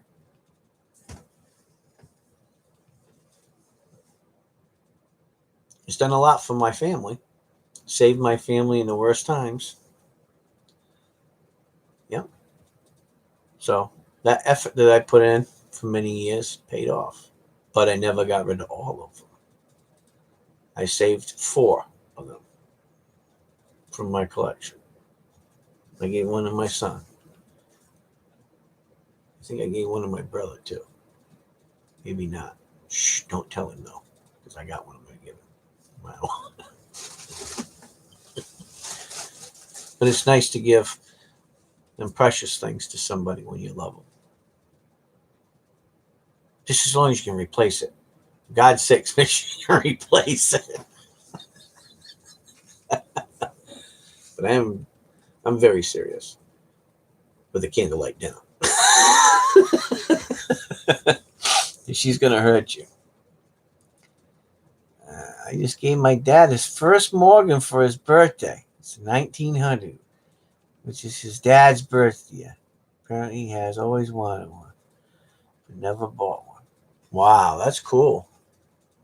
You should get him the whole set, Asher, before they go up in price. Get him the whole set. I'll tell you what they are. God, you're going to get sick and tired of me talking about Morgans. 1900. In 1900, they had a 1900 from Philadelphia, a 1900 O, a 1900 O over CC, which I know somebody that has one of them, and a 1900 S.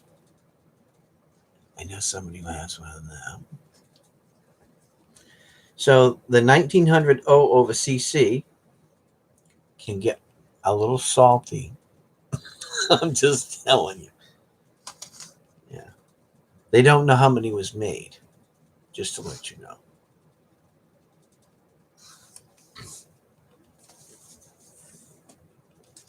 There's no number down there because they don't know how many 1900 O over CCs there are. That is New Orleans mint mark over Carson City. Just to let you know. And I have one. Actually, I think I might have 2.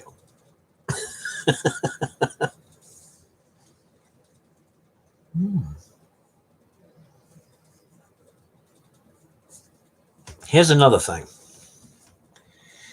If it has a low number for that specific coin, I don't care if it's, penny, nickel, dime, quarter, half, silver dollar, whatever it is, okay? has a low number, then you need to get one. Okay.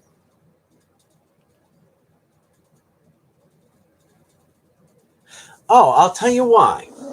That's a good question, Joe. I'm not a. I do know a little bit about them, not as much as I know about mortgages, but the peace dollar, which came out in 1921, um, that was the last year for the Morgan, by the way, and it was the introduction of the peace dollar because of the war. I'm sure you know all this. They had a problem striking them, right? There was, I can't remember. I think it was a 1921 or a 1922. I can't remember which one it was. Had the high relief, and they're big dollars, right? High reliefs, big money. Anyway, they couldn't get the striking right. And I think that they changed, I don't know if it was the way that they casted the silver and the copper together, or if it was the pressure or what, because pressure creates heat, right? And the more pressure there is, the more heat, and sometimes that can bring out more brilliance in a coin. Um, there's a lot more art detail on a Morgan silver dollar than a peace dollar. That can take your eyes off of things, right? So when there's a lot of things going on, um, you're not. It's not as easy to see as many mistakes, right? Would you agree? But when there's not, it's easy to see every mistake. It's easy to see every discolorment, right? When you're looking at a coin. So that's probably something that adds to that. I have some. Do I like them? No. Will I trade them like tomorrow for Morgans? Absolutely. You know why? Because I think they're ugly and I don't like them. I'm just telling you the truth. But I have them. You know, I have a couple just because, I thought maybe one day they'll be important. Well, this year they're going to be important, ain't they? And I got a few of them. And if somebody's collecting them and they want to buy them and they're going to give me the money that I want for them, then I'll get off of them. Period. How much do you think the Morgans are going to run me this year? How much do you think it's going to cost me to get each Morgan that's minted this year? I want you to think about that for a minute. I already know around about what it's going to cost me. And that's just this year. $3,000. It's going to cost me around that. Absolutely. I know it. I've been preparing for it. I'm almost there. I got a little ways to go. I got a few more things to sell. I need to make another $1,000, and I think that I'll be okay. But one thing I do know is everyone that it was minted in 2021, I will have at the highest grade level. Point blank. And anybody that collects Morgans will have the same. But then comes looking for VAMs. And seeing that the Philadelphia Mint is really good for knocking them out. And I mean, oh, bring on the VMs, baby. Oh, yeah, bring them on, because they're going to do it. I can guarantee you they're going to do it. And what are they doing? Well, they're doing the Philadelphias. They're doing the New Orleans with the Privy Mart. And doing the Carson cities with a privy mark. Philadelphia Mint. And them three are the big daddies. There's only one other big daddy, really big daddy, and that would be San Francisco. Denver, well, they're a Klingon, as far as I'm concerned.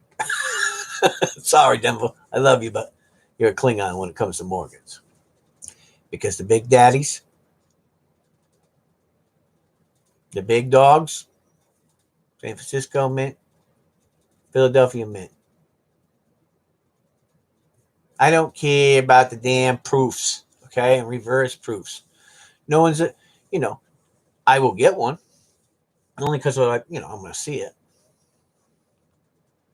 But it's going to, unless you're making the same exact dies like they made back in the day, you know, it's just new age dies, new age technology. So, but I'm getting them. So at least I have some of the coins like the big dogs, right? Big dogs don't get them all. Here's the kicker. I've been studying Morgans a long time.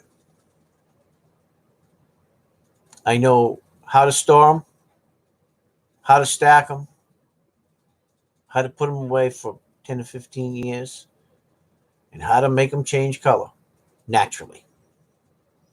That I won't ever tell anybody, but I know. I've studied, I've asked questions, I've learned from some of the best, and they let me in on some of the secrets. You can bet the 2021 Morgans will be stacked and put away that way, in that type of environment.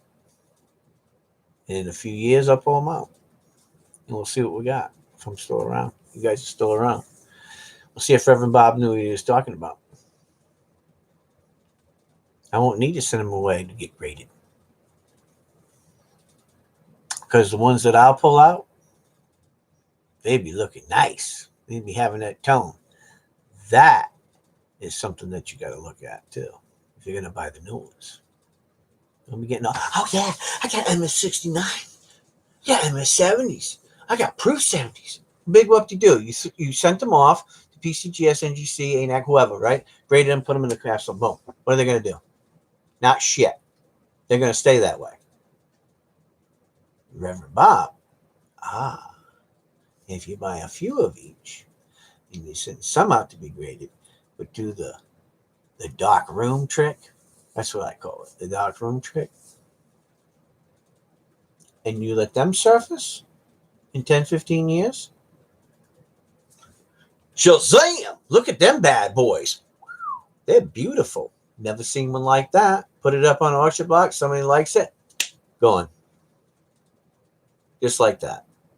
Sold. And then maybe Reverend Bob will be on the beaches. I'll be an old man with a cane. I'll be sitting there with my ladies in my hand, saying, "What's up?" Drinking my Mai Tai. That's right. When my Depends on, I don't care. It don't matter. Because I did it the right way. I ain't going to make the same mistake with Morgans again. Ain't happening. No way. All right, I'm gonna get off the Morgan subject because everybody's probably getting pissed and saying, "Yeah, son, man, yeah, he's talking about the damn things." And, So I ain't gonna talk about it no more.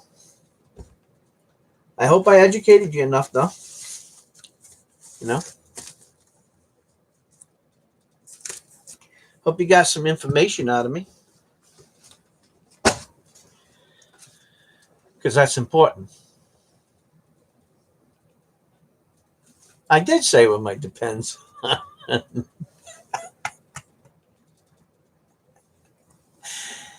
If I do it right and I make enough money, Joe, I can have somebody changing my dirty diapers and sleeping right on the beach with my fat old pigglies,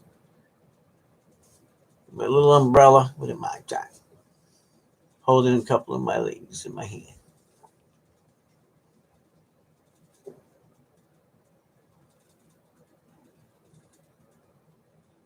Think ahead.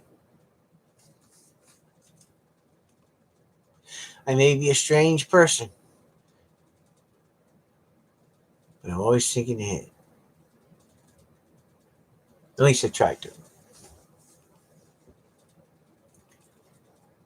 And then my son will be happy.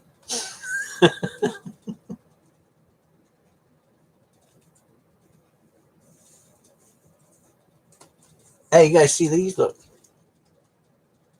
Bobber Halves. Picked up a couple of them bad boys. These are nice ones too. Some very goodies. I think they're very goodies. Absolutely think they're very goodies.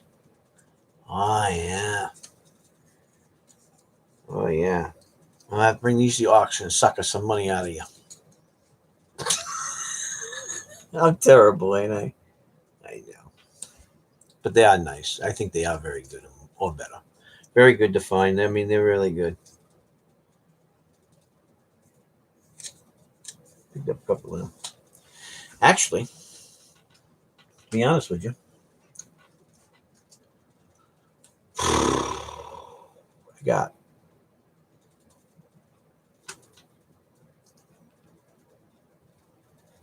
took all week, to do this for you guys. I hope you really appreciate this because it takes me a lot looking for stuff, right? I think I got 9 Morgans coming, 9 or 10 Morgans coming. Yeah. Well, I got 11 coming, but 2 of them were for me, for my collection. I had about twist the guys on giving me a good deal. Oh my god, dude! You just didn't. I don't show you them guys because they just make you sick to your stomach, and you have to buy them.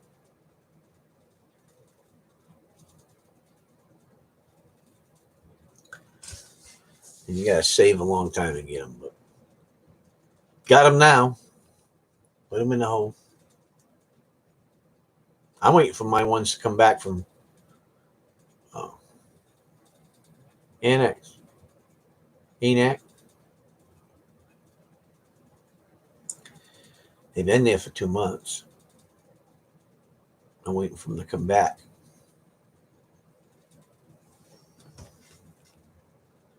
They're insured for about $2,500. And that's just on a guess. If they come back right, then my happy little collection uh, will be happier. They have some high class ladies with them. Oh, yeah. I collect American Silver Eagles too, right? Um, I have a bunch of them. But I don't collect them because I love them. Let's get that straight right now. I collect them because, you know, 1986 they started, right? And this year is a Type 1 and Type 2. The reverse changes. So the Type 1 for 2021, proof, hey, proof coin. Did you get one, Joe?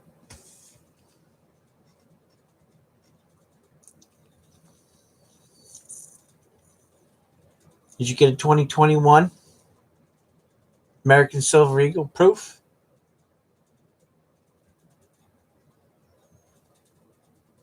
I hope you did.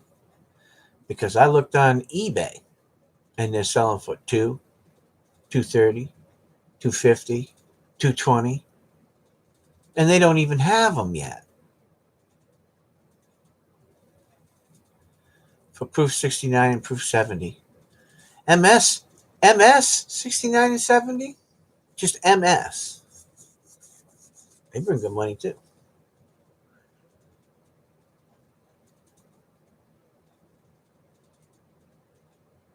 Ask me if I did, Joe.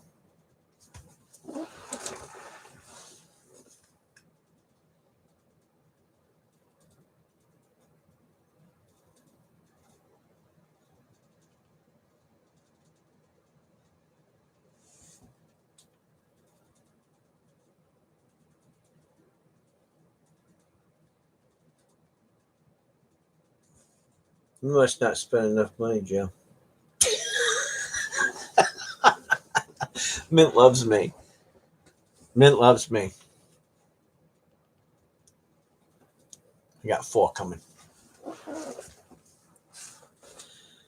I think they were sold out in like 5 minutes. I'm lying. Something like that. They ran out quick. I know that. They're sold out. So, I got 4.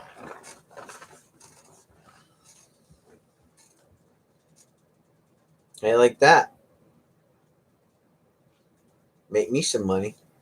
By golly.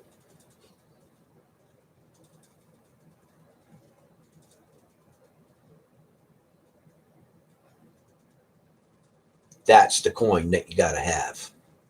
It's a key date coin. They're switching the reverse. So probably come summertime, you're going to see them. The eagle in the back is going to change, and it'll have a new reverse. So there's 2 eagles coming out this year.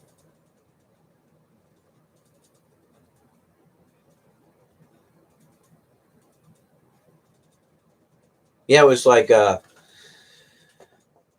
week after I put in for them, they stopped pre-orders. I was like, ooh. And I told everybody on the channel, you probably wasn't here at the time, but I told everybody on the channel, I said, hey, if you guys want one of these, you need to let me know, and I'll pre-order them for you. Nobody said a word except for one person. That one person has one coming too, because they listen. No, I mean, I understand not if everybody doesn't have the money. I understand. But understand this. One will be an original box. One will be graded, the best of them that I send. I will send one of the best ones to this other gentleman. And then the other one will be graded and sold. And the one that's graded and sold will pay for my other 2 coins. Period. And I'll only sell it for double what I paid, just enough to pay for the other 2 coins. I'm not getting overly greedy with it. So I'll sell it for $150 plus shipping. And it'll pay for my 2 coins. They'll get a coin. And I'll be happy. I'm not trying to get rich on a deal. I just want to pay for my coins. These other people are trying to make gazillion of dollars. Not what I'm trying to do. I just want to sell my 1 coin, get my money, and that's all I want to do. And there'll be somebody that will buy it because they know. Well, I mean, if somebody's here, and what I'll probably do is offer it for that price here first. And if nobody buys it at that auction, I will not bring it back to the auction. I will put it on eBay and I will sell it. Just like that. There's an old saying, here today, gone tomorrow, right? So that's what I'll do. But I'll always offer it to you guys first. And that way it pays for my 2 coins. That's all I want to do it for. But I guarantee the next one that I pre-order for the next reverse for this year, I guarantee the other guy's going to be buying 2. Or 3. And he'll do the same thing. Or I'll do it for him. And that's how you do it. The problem is you can't always get it. Like that V75, I didn't get one. I didn't get a V75. No. But I did get the anniversary medal V75. I got 2 of them. And one of them's still at ANAC right now. Hasn't come back. And my other one is NGC. And those were pretty expensive too, by the way. But I didn't get to be 75. I'll wait until it simmers down and people are going after something else and they try to sell it cheap. You know, it wouldn't bother me to pay double for that coin. I would tomorrow. But I'm not paying, $5, $6, $7, $800, $1,000 for it. Not happening. I don't see the significance of that, knowing how many was actually minted. But would I pay a couple $100 for it? Mm-hmm. Yep. I did for I got one 75 from the mint that I got for the price from the mint. And then I paid a little bit more. I think I paid $160 for the one in the NGC encapsulation, proof 69. But I just wanted them. And it was reasonable. And that's where you got to go when you collect them. But I can tell you, if somebody brings me some Morgans that I really love, that I need for my collection, I'll get rid of every one of them. I get rid of. Look, it's just the way I am. Sometimes you got to have them bartering tools. You know what I'm saying? You know what I mean? Hey, you come to me with a bale of hay, to feed the goat, and then when it gets time to make cheese, I bring you a block of cheese. You follow what I'm saying? That's how it works. I don't know if you like that analogy or not, but that's the best one I can think of at the time. You guys want to see something cool? Something rare? I'm going to bring you to another level.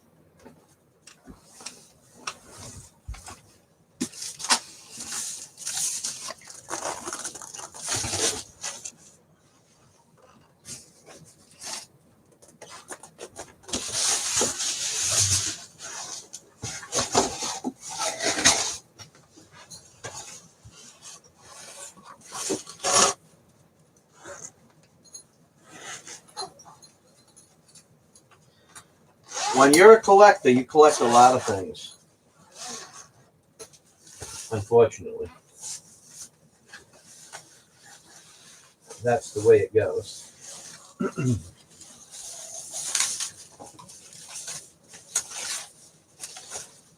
So, let me show you something. This is an NFL certified Buffalo Bills guitar, Stratocaster. Okay? It's made by Woodrow Guitars. And there's only 100 of these made in the world. Okay? And this is number 19. And the number's right on the plate back here. Only 100 of them made in the world. Well, what's your odds when you own two of them?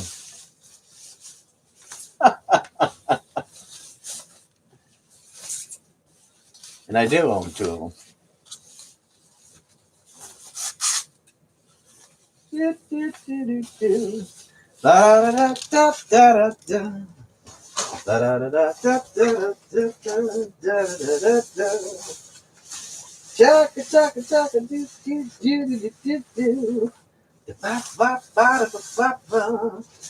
Reverend's got two of the Buffalo Bills. Da, da, da, da, da. Oh, yeah, he's got two of the Buffalo Bills. I said two of the Buffalo Bills. Da, da, da, da, da, da. And there they are. 1, 2.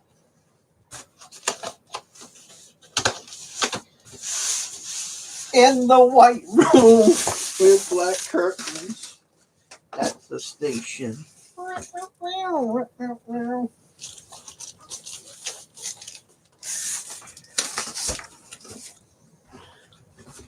do you guys think? Huh? How's that? How's that in your face, huh? Reverend Bob's a spoiled rotten brat. Tell you a story on that. Guy had him. He goes, "Hey, you want some what did he say? NFL guitars?" I said, "Huh? Yeah, I don't know. I never heard the company, but you want these NFL guitars? The NFL, certified." So okay.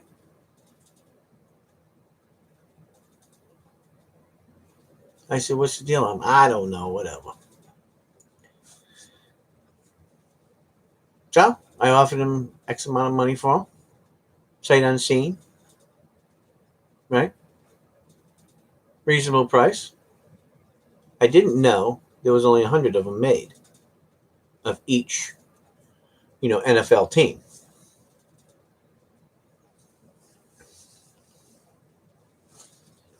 I got them here, and I looked. When I opened the box, I went, "Oh, that's nice." They said, "Ooh, wow."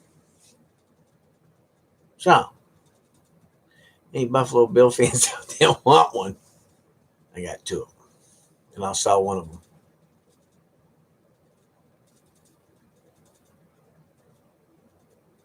Pretty cool, huh? You just never know, man. But if you're not looking, and you're not on it, and you're not wise, and look, I've been dealing with people for years. That's the thing, dealing with people for years and years and years. And you don't let everybody. Look, sometimes, sometimes you got to put your big boy panties on when you're dealing with people, when you're buying things. And other times you got to put the dumb me hat on. Like you don't know what you're doing.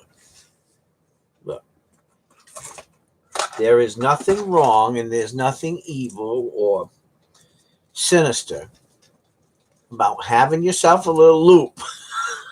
And by the way, I have a few. Have yourself a little loop that you keep in your truck or your car, right? Pay attention to what I'm telling you here. And then when you're out yard sailing or garage sailing or, flea market and you go to a coin show or whatever, right?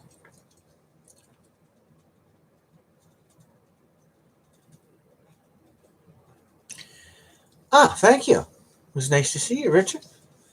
Yeah, the two of them, two from the Buffalo Bills, and there was only 100 of them made for each team, and I have two of each. Or two from the Buffalo Bills. Number 19, and I don't know what the other number is. I never opened the box yet. But hopefully it's a low number.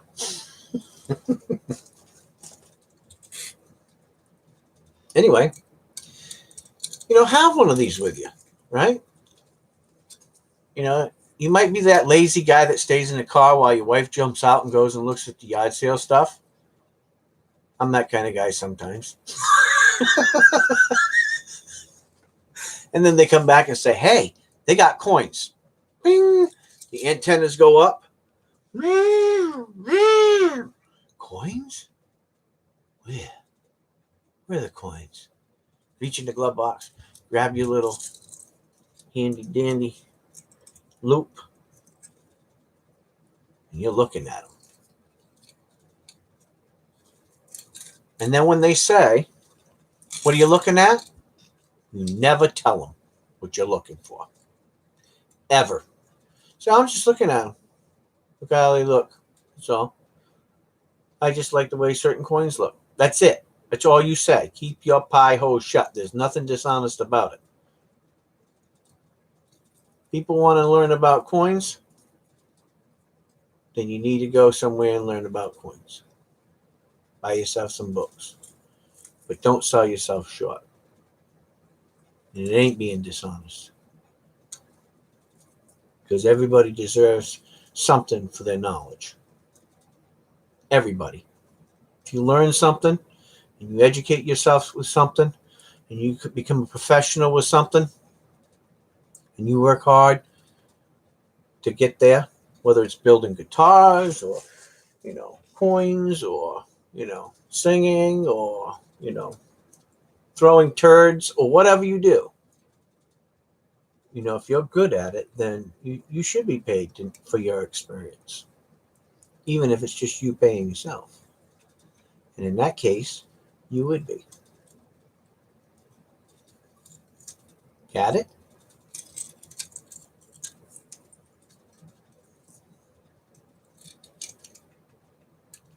I'm a pretty sharp old cat. Yeah. I picked a coin. I gotta tell you guys, it's funny, but had this little box, right? I picked this little box up at the yard sale one time, right? And I thought it was a cool little box. But in the bottom, when I got it home, in the bottom I said, heck, and I reached down in there and the bottom came out. Well, in the bottom of the box was 2 Morgan silver dollars, a dime, and I think it was a red 5 in there, red $5 bill.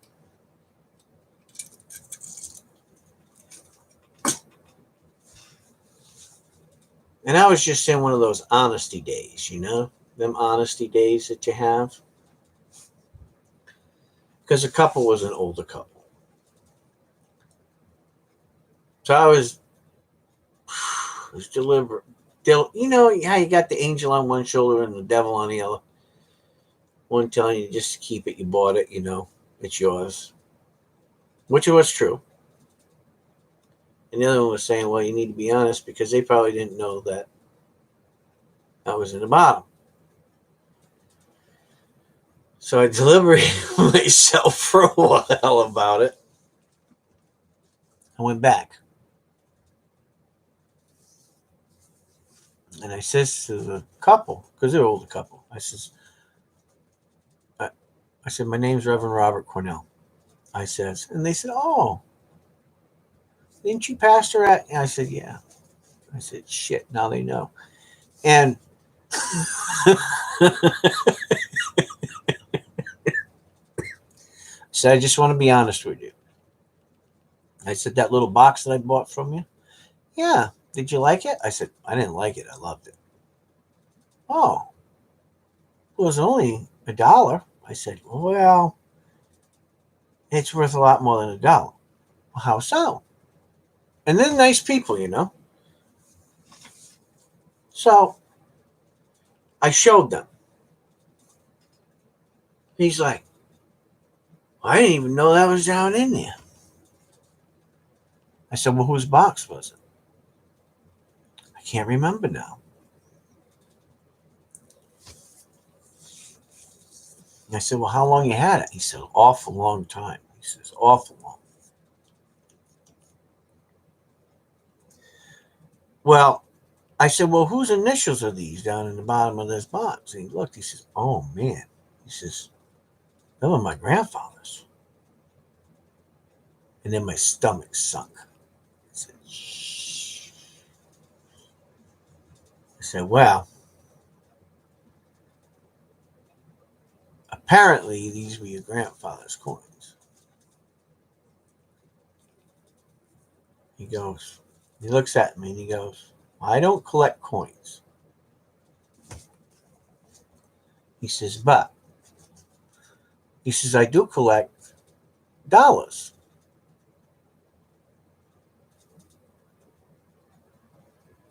I said, oh. He said, I think that might have been passed on to my dad. My dad maybe stuck some stuff down in there too. He says, I'll tell you what. because you was honest, you take the coins and I'll take the red 5. He said, how's that? Stuck my hand out, shook his hand. I said, thank you. He says, no, thank you for being honest. So sometimes honesty pays. But I was sweating it. I was sweating it, boy. I was sweating it. I was really sweating. I was sweating it. I was like, there they go, them beautiful babies. It could be mine in my house if I just shut my pie hole. And then just something just told me, I had to be honest, and honesty paid. And I still have them. So look at everything. Every yard sale you go to, treasure chest, jewelry box, anything. I mean, just shake it. Look it through. Look for hidden little boxes and openings and stuff like that. You never know what you'll find. People have found diamond rings, gold coins, But don't be doing it while you're standing there, If it's just a rummage sale, just some old guy just selling a bunch of junk because he goes junking, hey, I won't bring it back to him. I'm sorry. Ain't happening. But a nice old couple like that, I'd sell it to home. Absolutely. I'd feel devastated. So.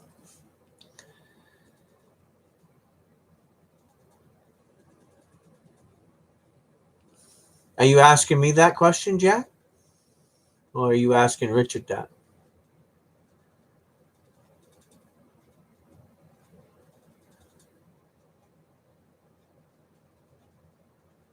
Hey, cool. Yeah, there you go, Richard. You're jamming. Right. Yeah. Richard's jamming on an old Sears Harmony guitar. Harmony made some good guitars, by the way. I got 4 of them, Jack, to answer your question. Is that enough? I got 4. Because I'm a greedy little pig.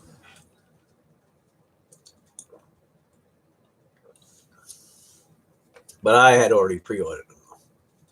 I got 4 of them.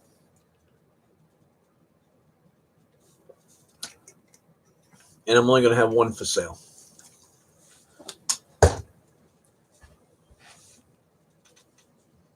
Sight unseen, it's going to be $150, period. Like it, leave it, love it, whatever. It's going to be fun. Just letting you know. Because I'm going to sell the third one that I have, because one of them's spoken for. And then the third one that I have, I'm going to sell it for $150. The other 2, I'm going to keep one in the original state. The other one I'm going to send off to ANAX to be graded. And the reason why I'm selling the other one for $150 is to pay for my 2 coins. And I'm totally transparent. I'm totally honest. I'm not looking to make $1 million. I'm just looking to double the price because I know they're going for more than that right now. And people can do whatever they want to do with it. I'll bring it one time when it comes. I'll bring it one time to an auction. And if the family don't want it and nobody wants to buy it, then it will go on eBay and it will be sold. So I'm just letting you know ahead of time. I'm not playing any games with the coin because I know that I can sell. But I will bring it here first. Okay? Love me, like me, hate me, whatever. I'm just being honest.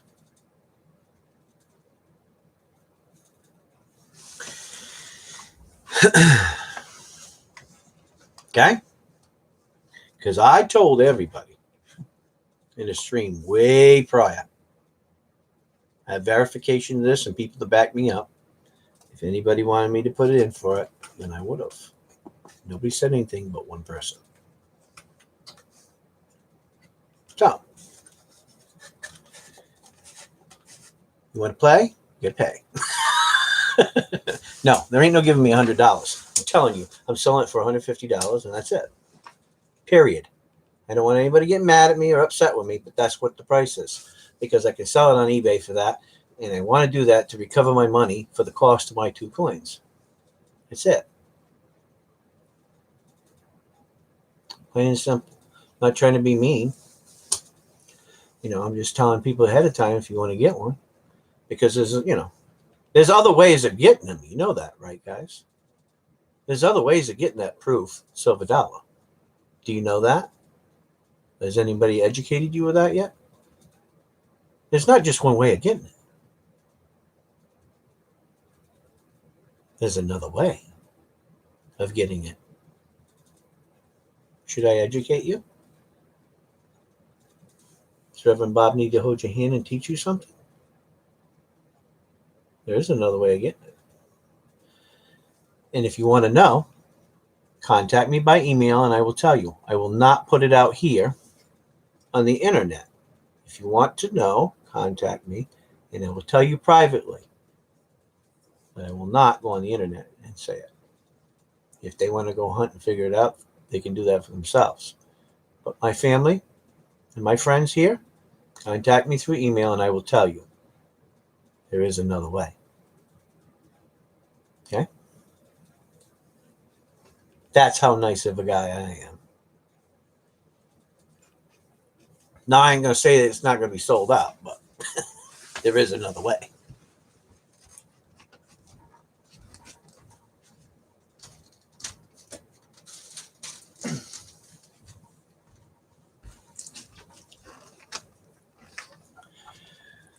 So don't be sending me hate mail because Reverend Bob's trying to double his money and pay for his own coins. But hey, am I wrong, Joe? Got to make some money somehow. You got to think. I mean, I'm not making no money. I'm on set.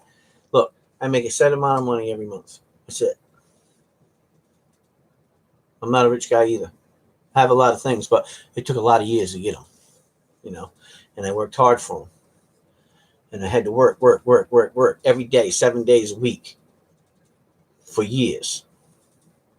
And I have verification of all that from my friends and family. So it hasn't been easy. I grew up a poor boy. I remember where I came from.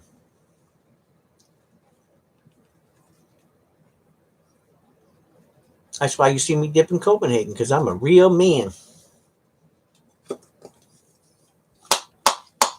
And I can snap a can. I'm a good old boy. It's the way you got to do it. Businessman is a businessman. And there comes a time when you got to take care of yourself. You don't get too greedy. I don't believe in that. And that's not why I'm doing it. Because when I put in the order, I did it to do it a specific way. I said, okay. I asked the other person what they wanted. They told me. I said, you sure? Yep. Okay. I said, good. I'm going to buy 3 for myself. I'm going to keep one in the original package. I'm going to send one off to be graded. And then I'm going to sell the other one to make up for the other 2. And that's it. Boom. You know why? Because I'm not a collector of them. I'm not. But I want them. Because I want them to barter and trade with for the Morgans that I need for my collection. And that's why I do it.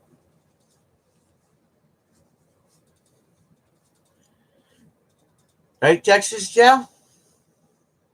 You like that? Huh, Joe? Yeah. You know I'm a homeboy now, huh? Redneck. Swamp Yankee. I'm showing my true colors. I don't think they snap as loud as the old cardboard cans. I think you had a different tone when you snap it.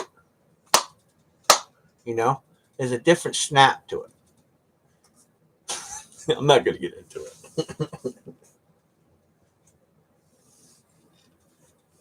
Hey, Joe, did you see this? Did I show you this the other night? Joe? You remember these, right? You're old enough to remember.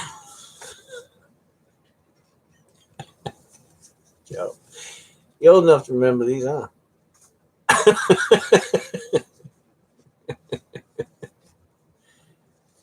Yeah.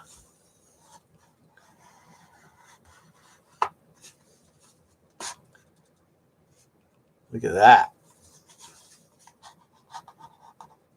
The Brown Ike.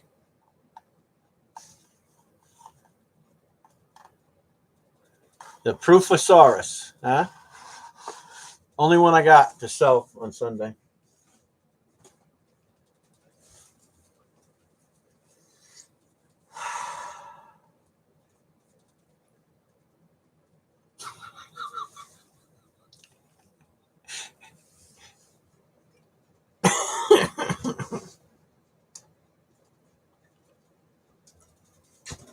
Oh, by the way, probably over the weekend, the next week, I'll go through the rest of these quarters, all the different ones, and I'll make up sets. And then any of the VAMs or stuff I'll put aside. And then the sets I'll put aside, the nice ones. And then the other ones I'll put a bunch of scratches on, like this. Scratch them all up. And I'll put them in circulation. Oh, yeah, I'm just rude. Take them out in the driveway, rub them on the driveway. Hey, I know I'm terrible, ain't I? No, I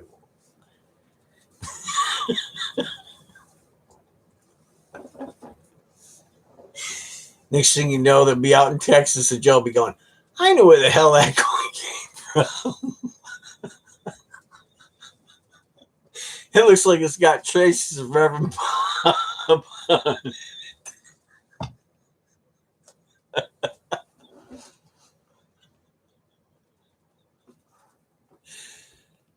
Oh my God.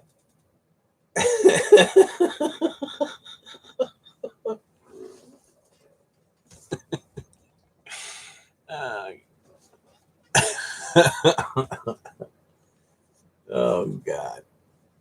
Hey, Mary got me a cool lighter today for Valentine's Day. I don't even smoke, but she got it from me. Look, it's a guitar. Pretty cool, huh? Stratocaster on the lighter. I thought it was neat.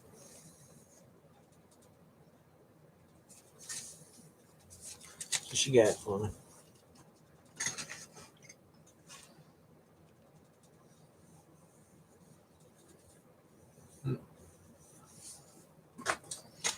Yeah. I thought it was cool. Well, I got to tell you something sad that happened to me, though. I went to purchase some opals.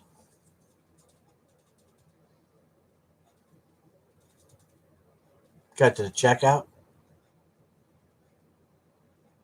Said, you need to verify your address. This seller can no longer sell to people in your country. I'm like, I live in the United States of America. You can't sell to me? Nope.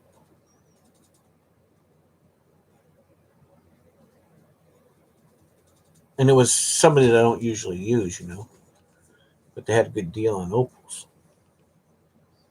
So, well, guess I ain't getting them opals. Oh well. 2 months from now, when those quarters make it into circulation here, I will be messaging you. Well, what I could do, lady,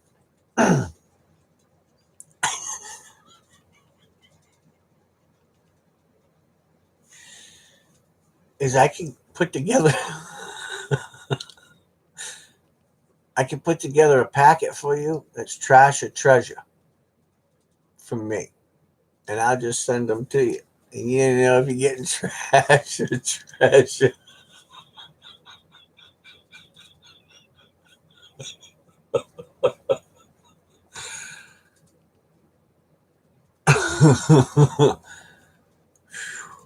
Oh, did I already tell you that I sent your you know what out? Lady Brave? Hey. Mm.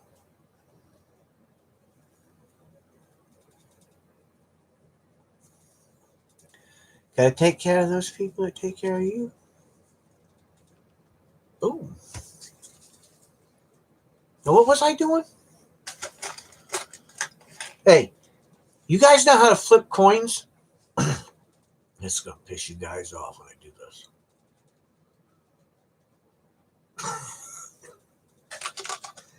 It's going to piss you off.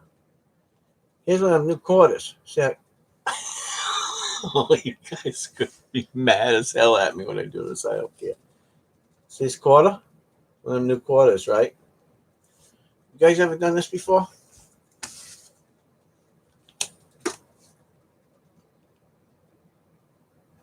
I don't know where it went, but I shot it across the room. It must have hit something. It must have stuck in something.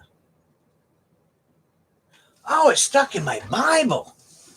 Holy cow. That was a good shot. It went right through my Bible. That was cool. Wow.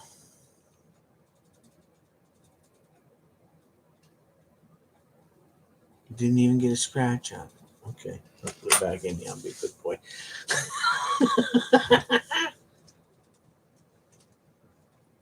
Anyway, what time is it? Oh, God. Did you guys have fun? Did I teach you enough tonight?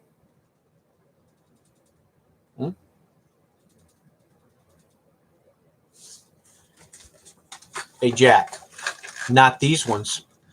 These come from the mint. They're $45 for 3 rows. SP and D. And 3 coins in, I already found a van. Tuskegee. 3 coins in, found a van.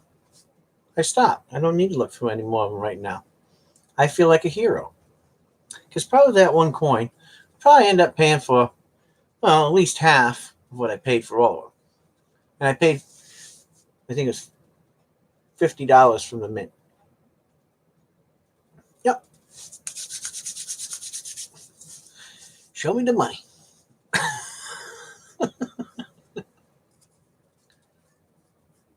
And who knows? Maybe I'll go through them, find some nice ones, and maybe I'll send the rest to Lady Braven to go through for her channel. Maybe I'll do that. And then she can decide what she wants to do with them on her channel. And we'll just split the cost of the quarters. Think I won't do it? You better know I will.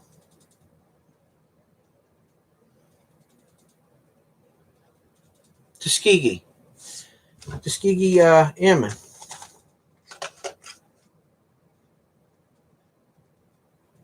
It just came out. I got the box right here. Yeah, I'll show you the date.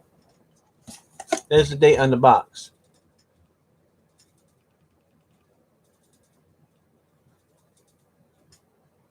January 22nd, 21. Just came out. Only been out a couple of weeks. I got it from the mint.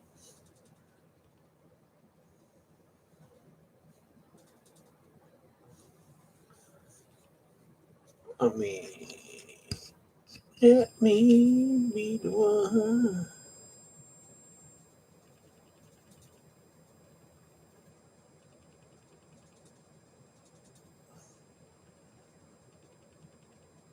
There you go.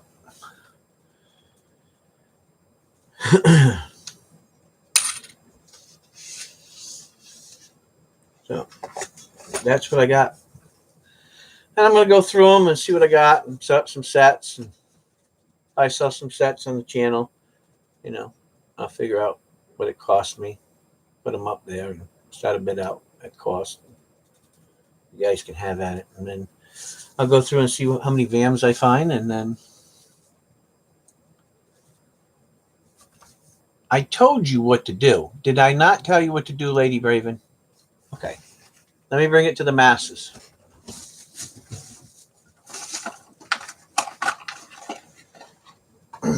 Now, because I take care of myself, I don't get sick. That's just the way it is. But look at this.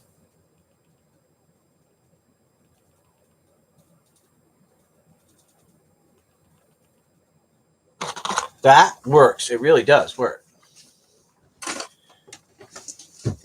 I keep it in my top drawer just in case I get that cold at one time,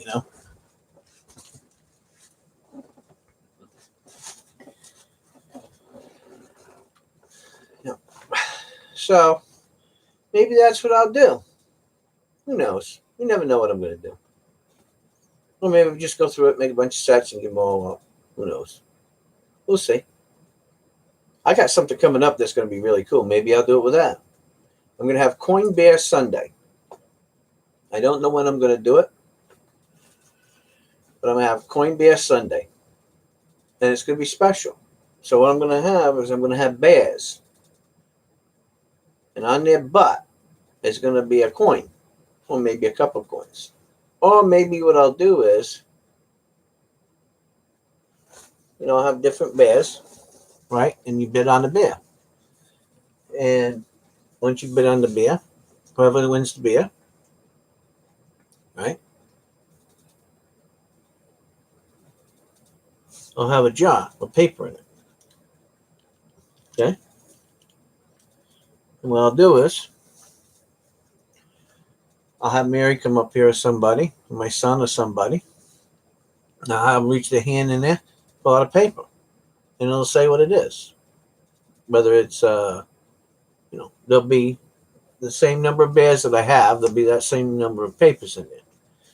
So it'll either be maybe it'll be a Morgan, maybe it'll be American Silver Eagle, maybe it'll be, $50, silver $50, maybe it'll be a 40% $50, maybe it'll be a dime, maybe it'll be a penny. Who knows? But when I reach in there and I grab the paper out and you read it, it'll tell you what you won off of bear number one. Just bidding. So you bid on bear number one. And then once bear number one is done, then we go to bear number two and bear number three.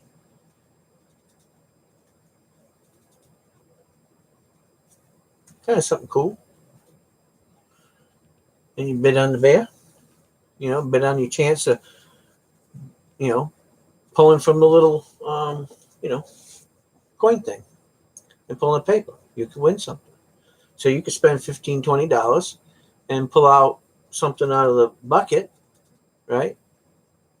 American Silver Eagle or Morgan or a half or a dime or a penny or whatever, right?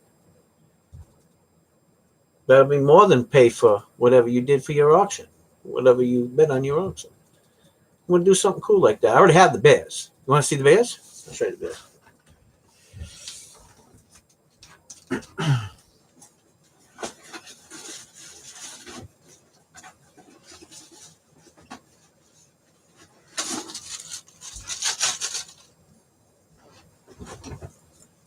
So they come with a certificate. It's a bear, see? Louisiana Purchase. Bear. Got Thomas Jefferson on the back. And what I'm going to do is put a number, put a number on them. And you bid on bear number one. And bear number one auction, right? And then you bid on the number one. I take the number one off, put it aside. The bear goes back down. Okay. And then I reach in the pot, pull out a number, and that's what you get. Whatever it is, whatever that says on that piece of paper. If this piece of paper says when I pull from it, or whoever pulls from it, if it says a dime, you get a dime. It'll say what the dime is. Then I'll have all the rewards over here. And I pick from the reward and I put it in your packet and I send it to you. So I'm going to call it Bear Coin Sunday. And I think it'll be cool. Pretty neat, huh? I'm always thinking of something. Copyright. Let me see that. Copyright in the Bear Coin Sunday, by the way.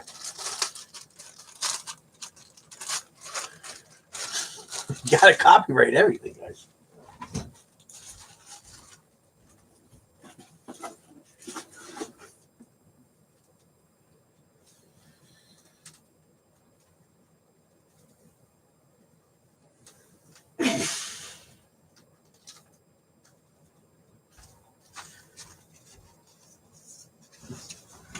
You guys ever seen these? Oh, this is sealed. It's sealed. Anybody collect the Jefferson nickels?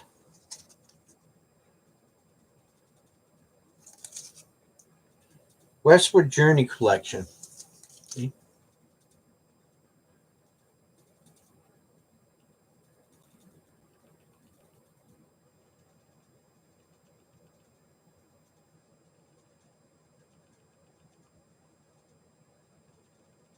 Oh, that's cool, Richard.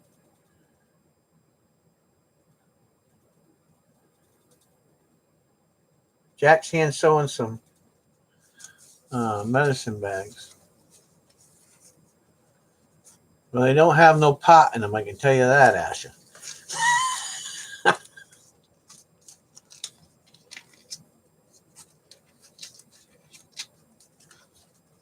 Anyway, pretty cool, huh? I'll auction them off too, because I'm not really into the nickel thing, but they are nice.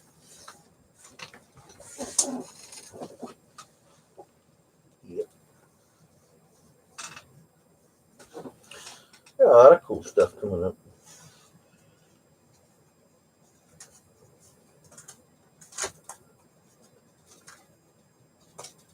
Oh, I want to warn you guys of something. Okay? I got to warn you guys of something. So, this is an alert. This is a station identification alert. When you buy the 1943 pennies, steel pennies, for God's sakes, make sure they're real and they're not coated, because they plated some of them. Okay? So, make sure that they're not plated.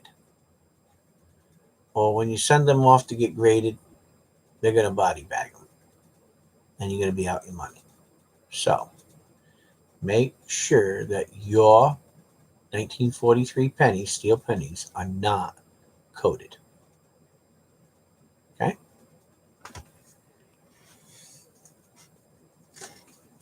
If they're real, they're going to look like this.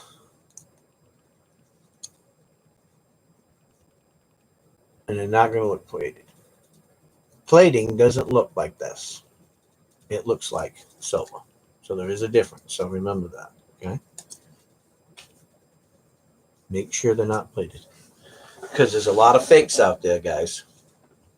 I'm just being honest with you. And I'd hate to have you get embarrassed.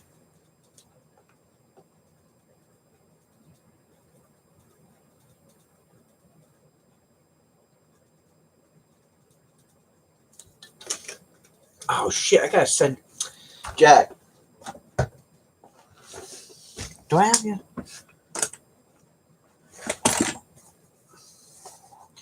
Lucky my book's out here. It's not safe.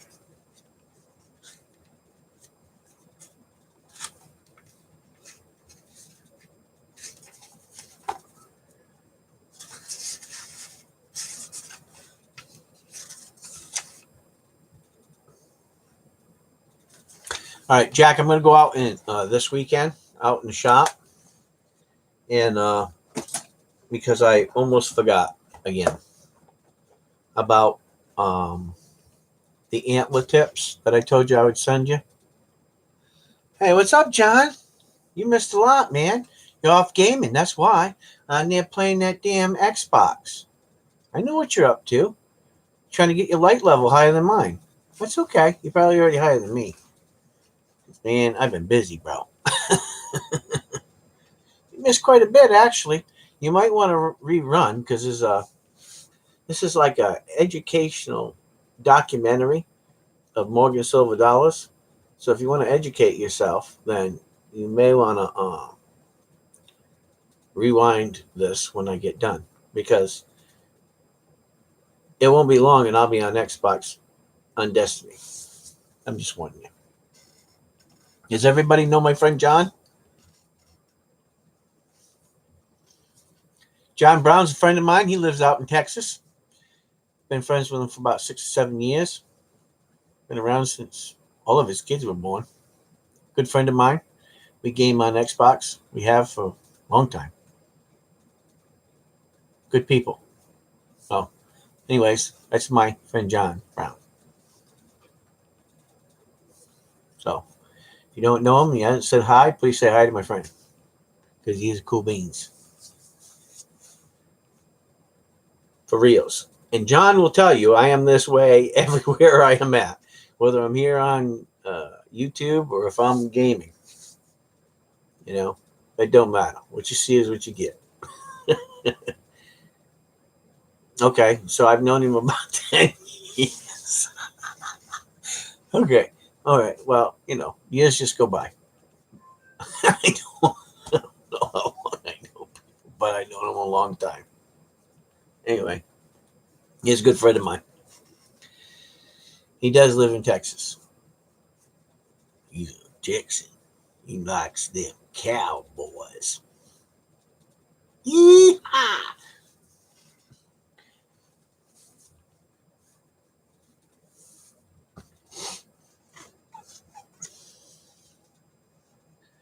So, anyway, you want to rewind it, John, if you want to hear my documentary on Morgan Silver Dollars. I kind of get out my. I'm not going to talk about them no more, though, because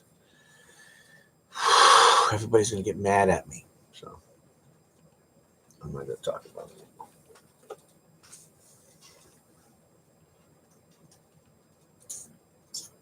I did order some really cool stuff. I got a coin coming. God, it's going to go right back to the damn Morgan again. Let me see, what year is that?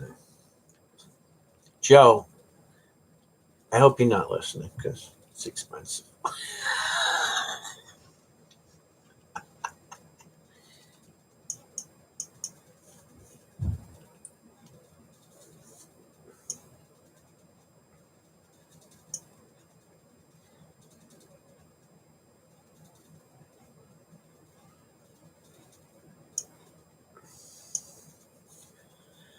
I got to look at this coin.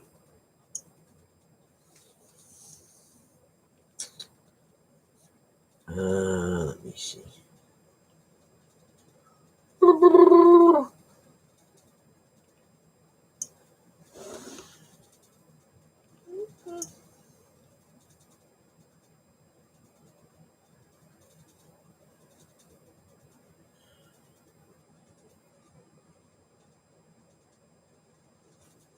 I got an 1892 O coming.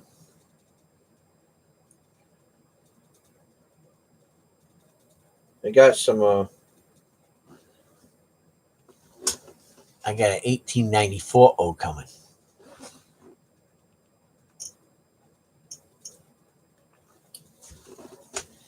Hey Joe, look that one up. 1894 O.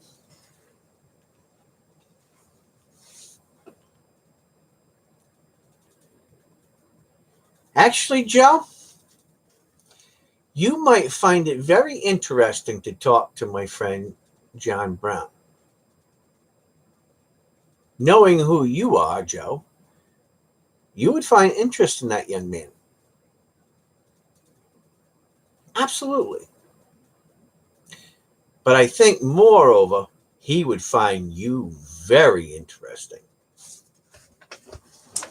So, as you get to feel him out a little bit, maybe one time you might, want to talk to a young man, give him a few pointers on how the world works. As the world goes round and round and round. Hey, did I show you guys these? Probably not.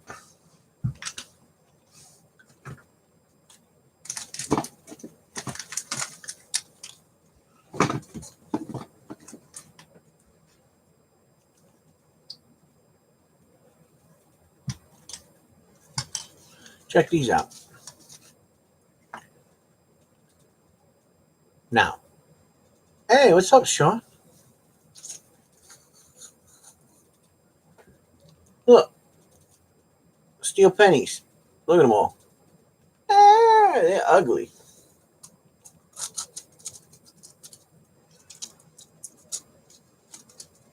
But they're real. Do I have your address? Absolutely, sir. Right there in that black book. Oh, yes, you're in my black book.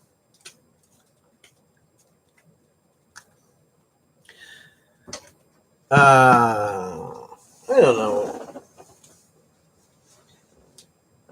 It's not that high a level, Joe. I think it's extra fine or AU. I can't remember. Probably AU 50 or something. Got some war nickels.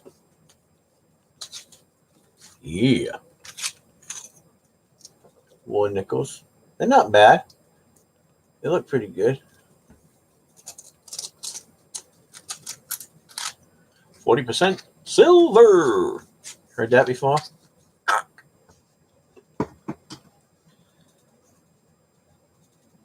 Then I got some more.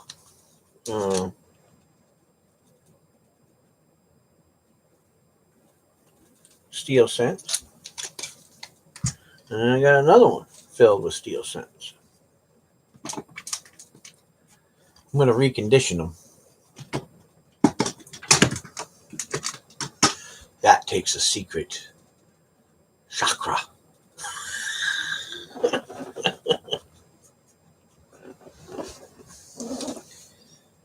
Anyhow, I don't have much more going on.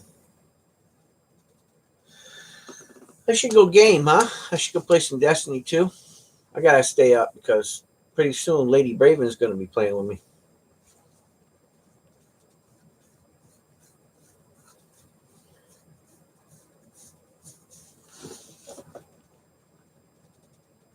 You want me to do that, Joe?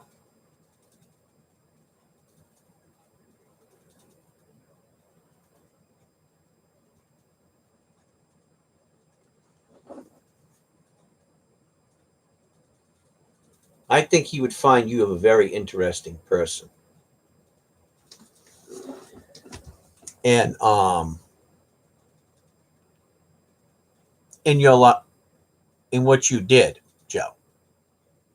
And I think that he would find you very interesting. Okay. I'll let him know. I think that he could be a very good pupil for you.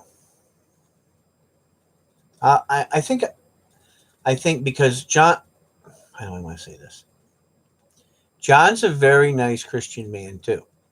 I mean, he's like the rest of us. We all not perfect, but not just that. But he's an educated guy that always likes to learn. You know what I mean? I mean, aptitude, yes. Good friend, yes.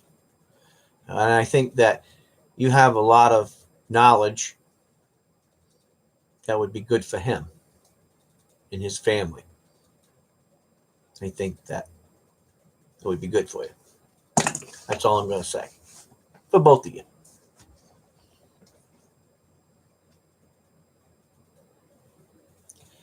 You know what they say? Okay, take care of one another. It's kind of weird that he pops up and you're here, and you know, kind of works out all right. I hope it works that way. And if it don't, don't blame me.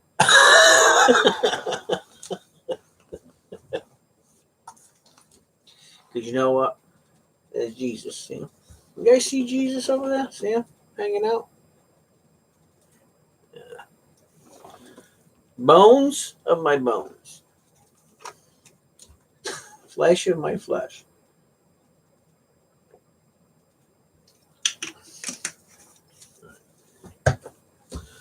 Okay, you guys done with me? You guys done? I've been on for 3 hours. I've shared my love, my knowledge, my friendship, my stupidity, my caring. What else? Can I add anything else to that? Um, I was trying to share my Reese cups with you, but I ate them before everybody. Come on. Anyway, I'm going to go. for the night. I will see you all Sunday, for sure. I hope that I was a little helpful to you guys tonight. I really do. And I hope that you gain some knowledge from me, and write things down, because it's hard to, look, the older you get, sometimes you don't remember. So get yourself a little black book, write pertinent information down. And like I was telling you before, you need to go out and get these books, guys. And I'll show you one more time. So write it down. Get the 2020 Era Coin Guide. Grading Coins by Photos. Okay, this is a really good book. You should have this, right? Grading Coins by Photos. Get yourself a Cherry Picker's Guide. You look, the older copies, couple years old, whatever. Whatever you can afford. Get yourself one if you can afford it. And then this is the red book, but I tell you guys, if you're only going to buy one book for right now, you're going to get into coin collecting. You want to buy the Mega Red book, okay? Because it has a lot more information in it for 2021, okay? And remember, the prices, look, guys, the prices are always going to change. Just because you don't see the price, it's the same in the book. Don't get pissed off at the guy, okay? Because you got to account for grading. You have to account for the guy going and searching for it. You got to account for varieties, VAMs, die clashes, whatever. So just remember that. Take it easy on guys. They don't always, everybody's trying to make a little bit of money. Just as long as it's not ridiculous, then consider it. Okay? Get yourself a Mega Red book. That's important.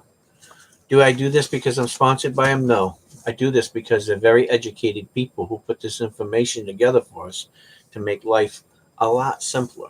Because to understand all of that's that's printed in these books, God, can you imagine the hours they spent? Yeah. Anyway, so I'm Reverend Bob. I'm the Coin Guru Minister. And it's been a pleasure being here with you guys tonight. I wanted to say that. I thought it was kind of cool. I love you guys. And just remember, do something good for somebody. Call somebody. Tell them you love them. Give them a hug. Do something good for your neighbor. That's really important. It really is. And, pray for one another. But when you pray, mean it. Pray for things that you really need to pray for. Because if God gave you the wisdom and God gave you the knowledge to be able to do it and handle it yourself, or go to other friends and family to try to figure it out, then don't waste God's time. Bring the important things to him. Because he's always watching you. And he knows what you're thinking before you even say it. Okay? Anyways, I love you guys. Take care. This is Reverend Bob. And guess what? I'm out of here. See ya.